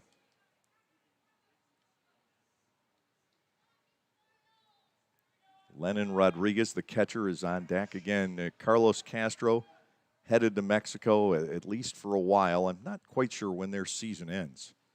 For York, not soon enough. They've got a lot of commodity down south of the border. Swing and a miss, it's 0-1. And they could really fatten up for the stretch drive. Think the Barnstormers in 14 when they got Galen, Batista, and Omo Rosario back. No balls, 1 strike on Osmi Gregorio here. 1 out in the inning. Moya back to work. He kicks, he fires. That is cut on and missed. It is 0-2. Moya sometimes can be slow and slower, and all of a sudden, he will explode the fastball on you. Jim Fuller is warming up in the York bullpen. Will we see him regardless, or only if York ties the game or takes the lead? 0-2, and time is called by Gregorio. Hitters are beginning to try and get back at Moya and his efforts to always control the tempo of the game. And they step out on him more and more now. No balls, 2 strikes.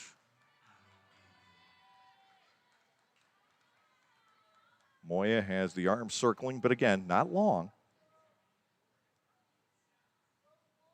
He's ready to go. Target set. And Gregorio, swing and a miss. Moya strikes out Osmi Gregorio. That is 8 strikeouts for Lancaster pitching. And it'll bring on Lenin Rodriguez, 0 for 2 with a walk. Rodriguez 0 for 2 with a walk, but does not deserve to be 0 for 2 with a walk. He has scalded the ball actually harder than anybody else on the York side tonight. But Hoover made a great play in one corner. Galen, in the 6th inning, made a great play on the other side.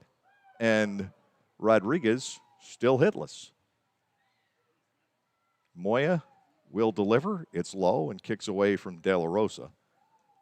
Ball 1-0 to Lennon Rodriguez here in the bottom of the 8th inning, with the Barnstormers leading by 1.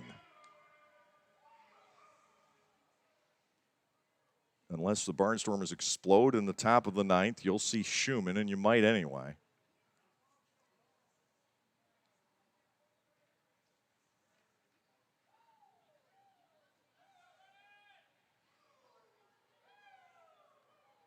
Here's a 1-0. Fly ball, not hit terribly far.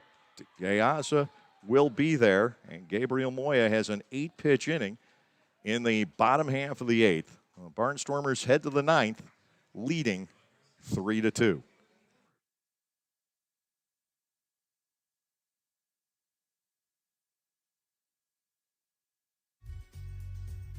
We are finally back enjoying Barnstormers baseball. I'm Adam Gocknauer from Gocknauer Appliances and thrilled to be sponsoring Barnstormers baseball yet again.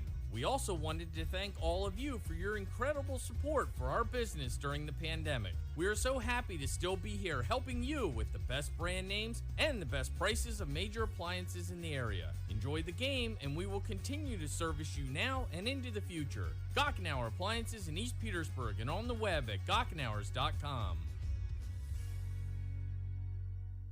New to Clipper Magazine Stadium in 2021 is Otto's Hospitality. Otto's is totally committed to the fan experience, from quality to convenience to safety. And they are committed to Lancaster, using local food purveyors whenever possible. New menu items like homemade Brauhaus pretzels, Black Angus burgers, and Otto's meatballs are sure to make any Barnstormers game even more fun. Use self-ordering kiosks or your phone instead of waiting in the lines. That's Otto's Hospitality. In the ultimate baseball injustice, and this is just the way it goes sometimes, poor Isaac Sanchez tonight gets charged with a blown save. He gets dealt a bubbling cauldron of ooze by his predecessor, Edward Paredes, turns down the heat, and goes to get rid of the mess, and it is dropped by his second baseman, Kenley, with the throwing error, and Sanchez, I should say, who did absolutely nothing wrong. He got a strikeout and then 2 ground balls, is charged with the blown save here tonight. The 3 runs all belong to Paredes, the last 2 of which were earned. Jim Fuller, the York closer, comes on here in the 9th inning. Hoover, Rendon, and Gindel are the scheduled hitters. The Barnstormers would like to make it a little bit easier for Schumann, who is, of course, warming up in the bullpen. To Hoover, little loop out into right center field, and that is going to bounce toward the gap, backed up by Sanford. James Harris raced in, tried to lay out, couldn't get it. And Hoover is on to start the 9th inning. How well can he run on Fuller? Hoover is 2 for 2, stealing bases already. He's only been with the Barnstormers 5 games, and I know that because he now has 5 hits, 1 in each contest. Kaleo Luis Rendon, the batter. He has a single and a walk so far tonight. He scored the first of the 3 runs last inning. The Revs set up to play the bunt. Hoover leads off first. Rendon will swing away and foul it to the screen. Oh, Lancaster trying to cross up the York defense. Rendon can't get the ball in play. He's got a gaping hole on the right side in between Kenley and Rodriguez. Caleb Gindel waits on deck, and then you would have Alamond. 0-1 Rendon swings and he misses. Fuller has him at 0-2. The Barnstormers now with 3 hits in the game. It ties their season low. But it's taken some effort just to get to 3. They'd like more. 0-2 to Rendon. Here's the pitch. Cleo swings and misses. That ball turned away from him. And for the 12th time tonight, a Barnstormer has struck out. Caleb Gindel has done so twice. He is 0 for 4. And now steps in against the tough left-hander, Jim Fuller. 1-2 with the league-leading total of 15 saves. He's had more chances than anybody else. 3.91 earned run average. He'll toss to first base. Hoover jumps back in there. Fuller from Underhill Center, Vermont. He's 34, 5'10", and 190 pounds. Like Brandon Fry, part of New Britain for a while. He's also been with the Long Island Ducks. Gindel swings and fouls back a fastball, and that one made the stadium feel a little older. 0-1 to Caleb with Allemond waiting on deck. Lancaster 3, York 2. Sanford, Harris, and Kenley scheduled in the bottom of the 9th inning.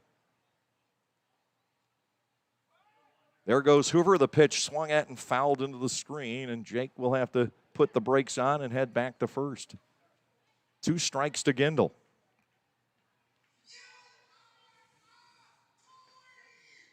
Schumann facing Sanford leading off the 9th inning. Sanford has been tough on Scott.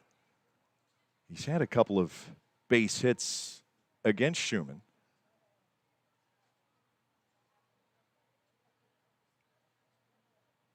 The 0-2, Gindel with a swing and a fly ball out the left. Again, it's not going to go anywhere. Mesa with the catch for out number 2, and Allemond will step to the plate. 0 for 3, but he's been hit by a pitch. He scored the tying run in the 8th inning. Now, the Barnstormers' hit count is still just 3. Galen, Hoover, and Rendon own them.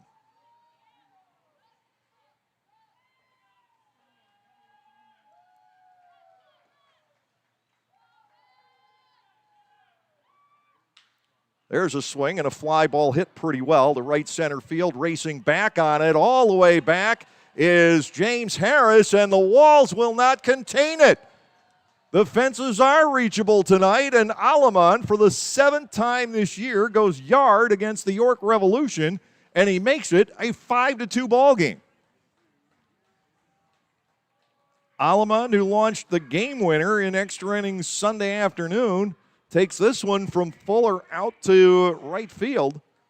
And Lancaster leads by 3, his 13th home run overall. Blake Galen steps in.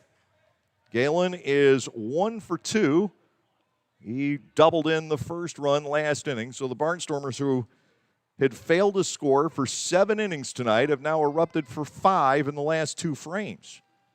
Galen bats with 2 outs, nobody on. Fuller to the plate, and he deals a strike to Galen. It is 0-1. Well, how about that? When the ball left Allemond's bat, I thought it was going to be an RBI double. Harris had no chance to get to it on the fly, obviously. But I thought that was just going to be hopping to the fence. And Allemond goes the distance. Galen now bats at 1-1. De Aza on deck. Fuller into his motion. And Galen takes a second strike. That tailed back across the inside corner. That was a dandy of a pitch from Fuller. Now, Schumann now will lead by 3 or possibly more going into the bottom of the 9th, but the possibility of more is starting to wane with the 1-2 count to Galen. The motion and the pitch. Blake swings and misses. Well, Fuller fans 2, but he also gives up the long ball. Blake Allemond, with his 13th of the season, gives the Barnstormers a bit of breathing room. 2 runs, 2 hits, no errors, nobody left. And we will head to the bottom of the 9th, and Scott Schumann likely to be coming in with the score. The Barnstormers 5 and the York Revolution 2.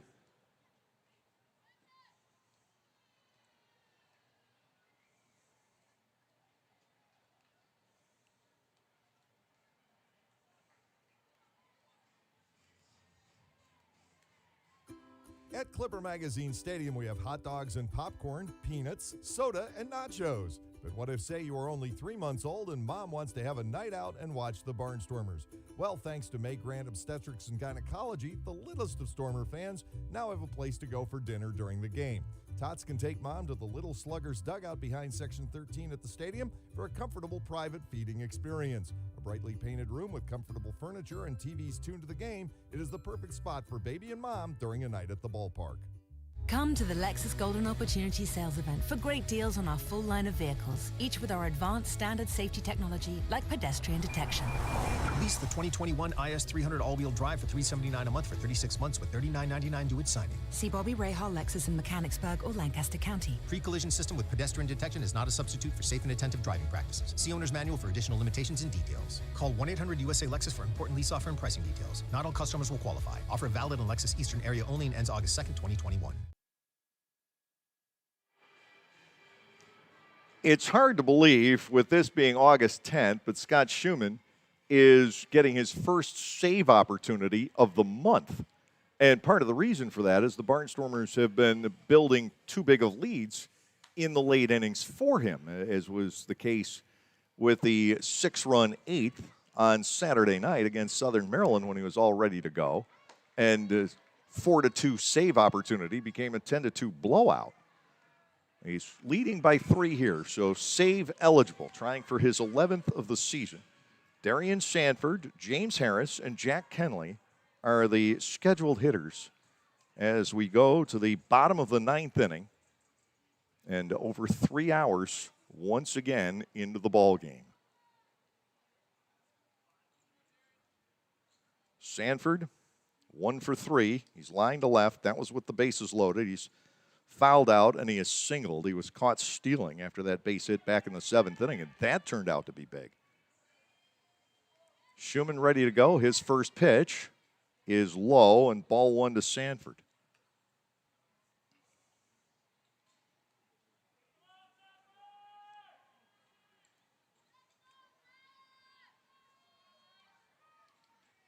One ball and nothing.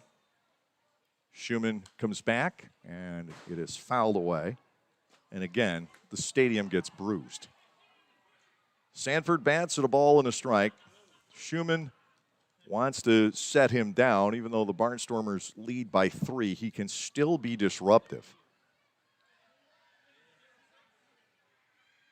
The 1-1 pitch, ground ball shortstop, taken by Rondon, clean throw, and 1 out.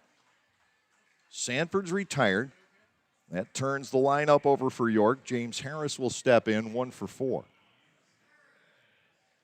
Harris hit a ball in the 7th inning that off the bat looked just as good as Aleman's in the 9th, but his didn't go. Robinson caught it on the warning track. 1 out, nobody on in the bottom half of the 9th inning. The Barnstormers trying to get to 4-2 in the second half. They have just 4 hits on the night, but they've sure made them count. Fastball met and fouled away by Harris. He is down a strike at his 0-1.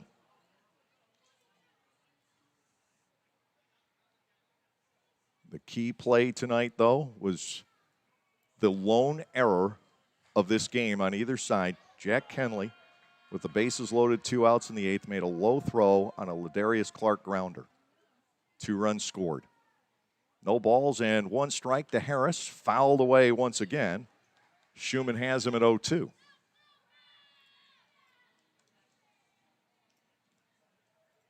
Lancaster in need of 2 more outs tonight. They will take a 10-7 lead over York in the War of the Roses. And then would need to just win 3 out of the final 8. But let's not count our chickens yet. The 0-2 pitch, fouled to the screen. Harris stays in there against Schumann at no balls and 2 strikes.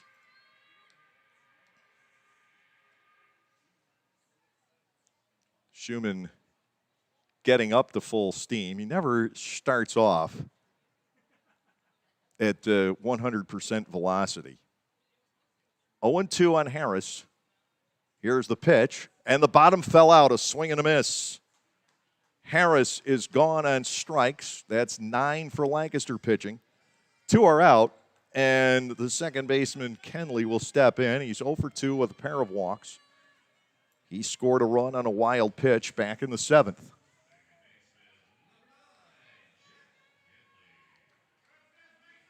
The Barnstormers need 1 more out, and they can win their 3rd straight. To Kenley, it's right there from Schumann, strike 1. Schumann starting off Kenley backwards.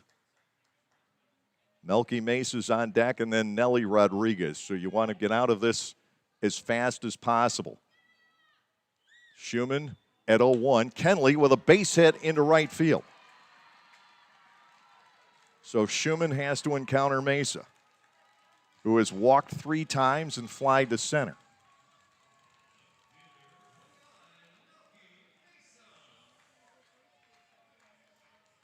Two outs, but now the tying run moves into the on-deck circle. Mesa stands in. Kenley, the base runner, I don't think the Barnstormers are going to be terribly concerned about him. But 1 more out is still needed.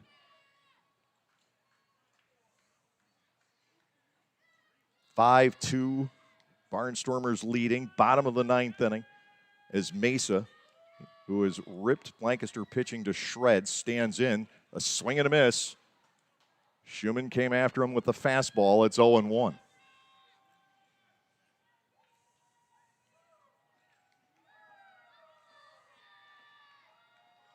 Galen not holding Kenley close. Mesa batting no balls and a strike. He needs to get on to bring Nelly Rodriguez to the plate. Schumann ahead by a strike, goes back to work, and almost hits him. That pitch, I think, went the wrong way. And it's 1-1 to Mesa.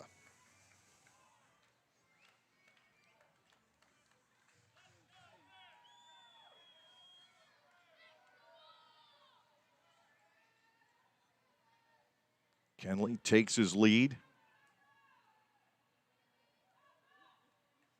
Here's the pitch, high ball 2. De La Rosa was looking to throw to first. So Schumann not yet nailing this one down. 2 outs, and he was ahead in the count on Kenley, but gave up the base hit. Now he trails Mesa at 2-1.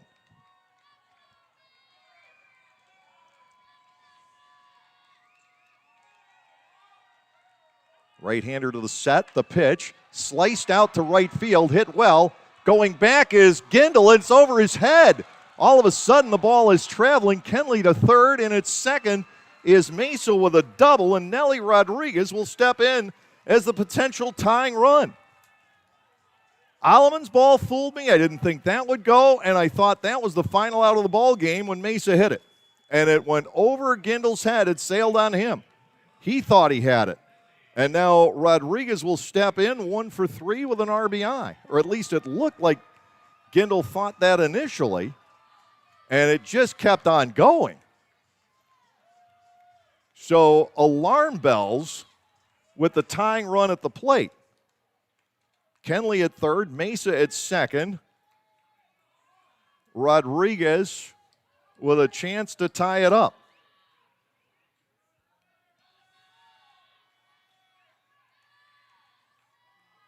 Schumann almost had this one over. Now to Rodriguez, low for a ball. On deck is the pitcher's spot. And that is catcher Tyler Hill out there. The Revs have a shot here in the 9th inning. 1 ball, no strikes to Nelly Rodriguez, with runners at second and third and 2 outs. Schumann ready to go. Here's the pitch. That's low for ball 2.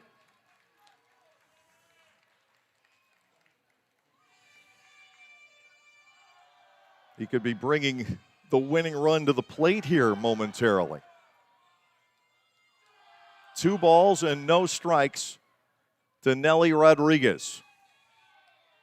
The first 2 outs came so easily. The third one is not. To Rodriguez, 2-0 pitch popped up. That will get out of play. De La Rosa sprinting over, but never a chance. 2-1 on the York first baseman.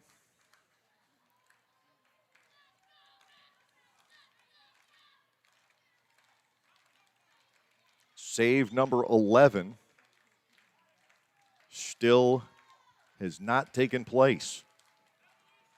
2 balls, 1 strike on Rodriguez. He singled home a run in the 5th. He walked in the 7th.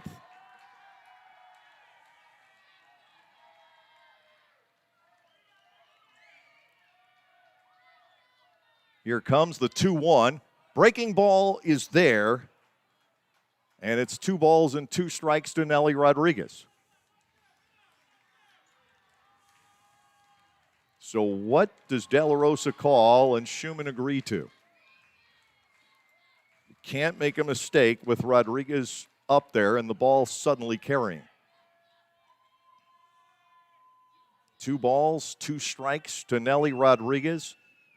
Runners lead from second and third, and time is called. Remember, we started the night with a 2-hour rain delay. The Barnstormers' bats eerily quiet for 7 innings. They fell behind 2-0. They've scored 5 unanswered runs. But now York with a chance to tie it. 2-2 to Nelly Rodriguez. Schumann ready to go. The pitch is ball 3, just to add to the drama. 3 balls and 2 strikes. You don't want to make a mistake here. Tyler Hill may have the chance for the last moment heroics.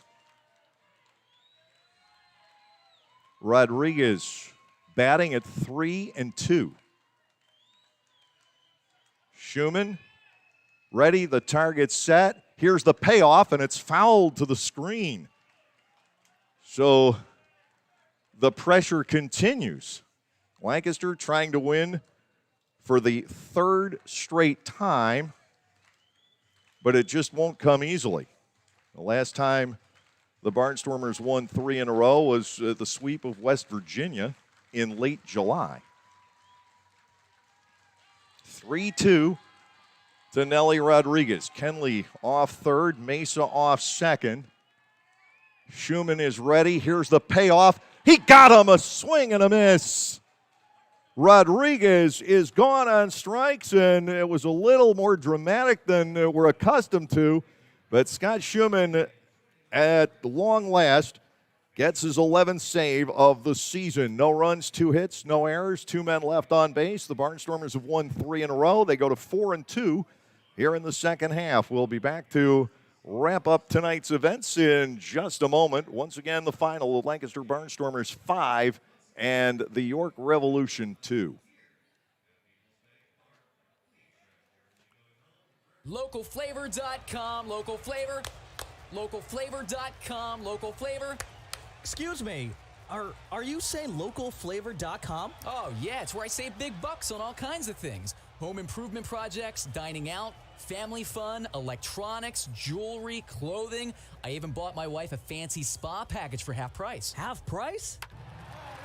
Yep, you know all the deals you find in Clipper Magazine. I love Clipper Magazine. Well, they're all on localflavor.com too. And you can get them right on your phone thanks to localflavor.com's mobile app. Here, take a look.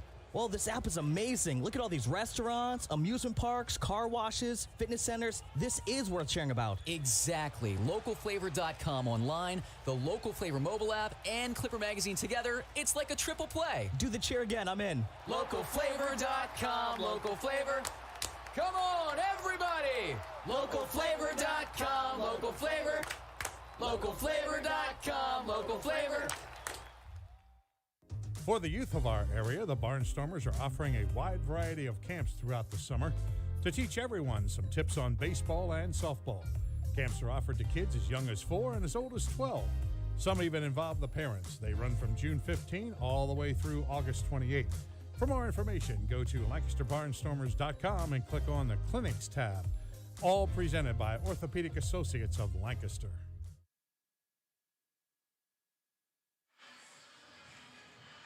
Well, another dramatic win for the Lancaster Barnstormers, who certainly have shown an ability this season to come from behind in the late innings to win close ball games. They did it again tonight. The other day, it wasn't coming from behind, but they broke the tie on the Alleman home run. And tonight, Blake Alleman coming up big with a 2-run homer to give the Barnstormers some breathing room. But Blake Galen, an RBI double.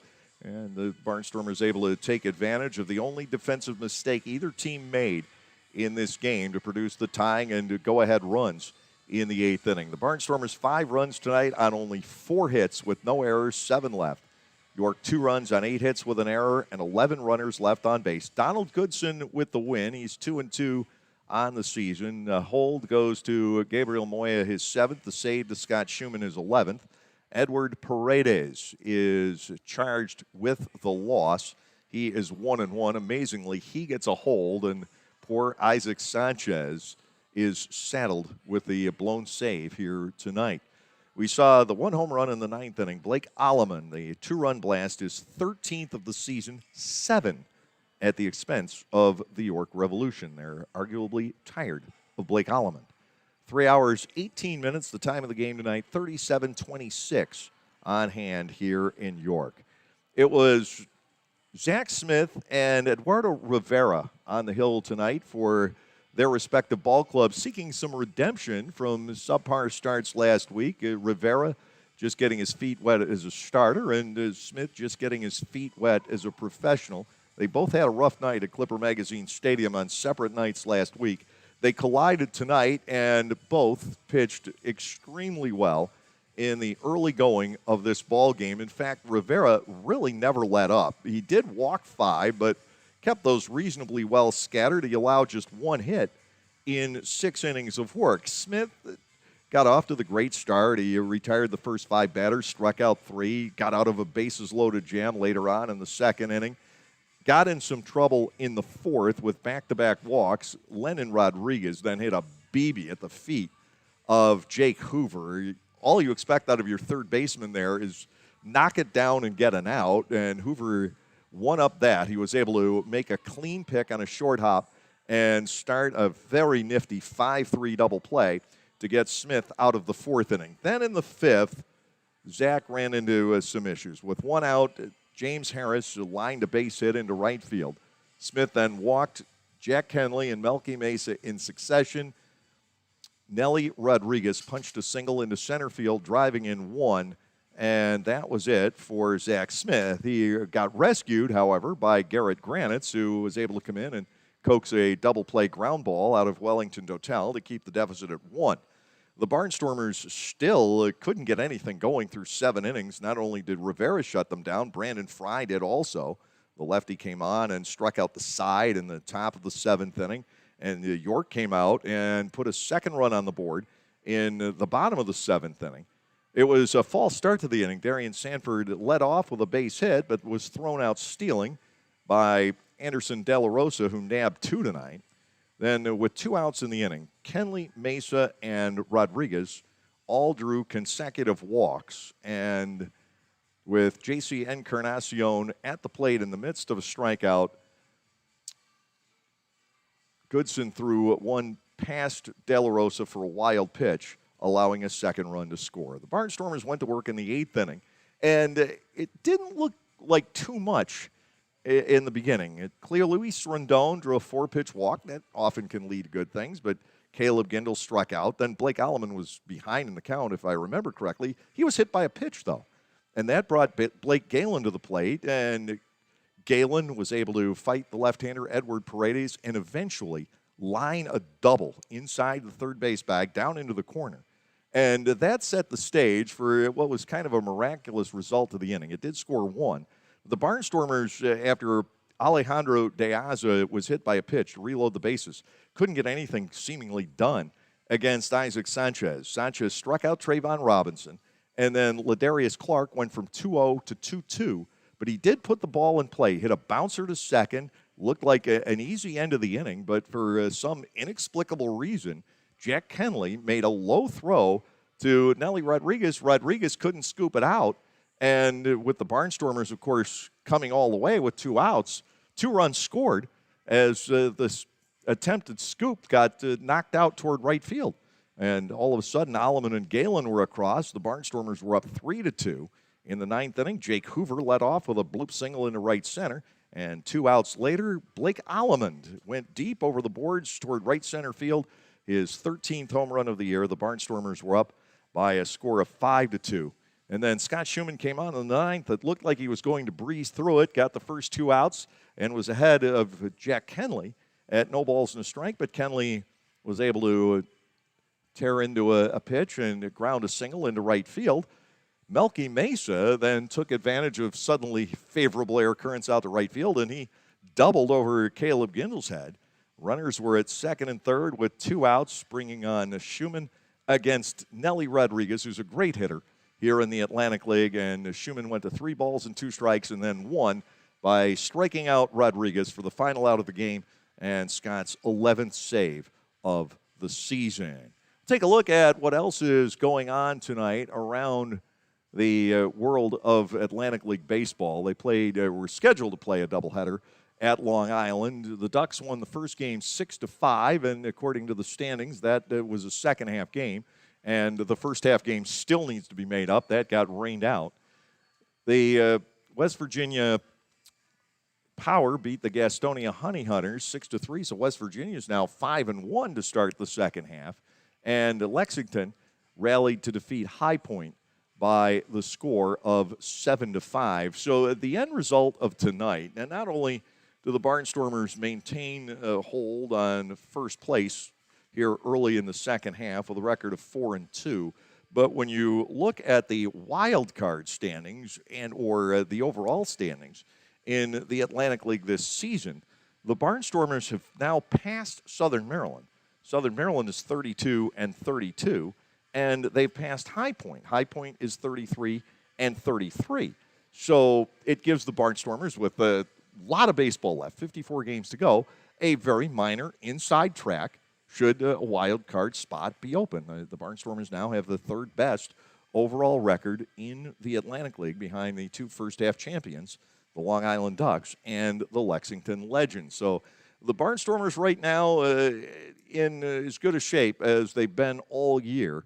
And Zach Smith did what he could tonight. He's a youngster, 22 years of age. He turns 23 Friday, and kept the Barnstormers in the game for 4 1/3 innings tonight. He faded the 3rd time through the lineup for the York Revolution, but that is something that Ross Peoples and the catchers can work with him on. And Smith maybe fitting in with the Sabatino and Ball and Boydston and Silk and Shirley. Who knows where the starting rotation will go from here, but it is looking better. And obviously, it's been an Achilles heel for this ball club, but the starting rotation, inch by inch, little by little, is beginning to just appear better, more solid. Having DeSabatino miss only 1 start has been great. Having Tommy Shirley back in the rotation is going to help to solidify it, and certainly high hopes right now for this Barnstormers club as we march through the second half of the schedule. 5-2, the victory here tonight. The Barnstormers with their 3rd straight win, 4-2 on the second half. York, meanwhile, has dropped to 1-5. The Barnstormers lead the War of the Roses 10-7. We hope to bring you baseball at the normal scheduled time tomorrow night instead of having a 2-hour rain delay. 6:30 on Wednesday evening is Augie Silk, who's trying to bounce back from 3 rough ones in a row. He's 2-3. He will face Duke von Schaman, a right-hander with a record of 3-5. Join us for the starting lineups at 6:25 tomorrow evening here on the Barnstormers YouTube channel. Until then, for our video producer, Ryan Cortazzo, for all the cast and crew at Clipper Magazine Stadium, and our presenting sponsor, Gockenauer Home Appliances of East Petersburg, I'm Dave Collins. Have a great evening, everyone, what the 30 seconds or so left of it, and we'll see you at the ballpark.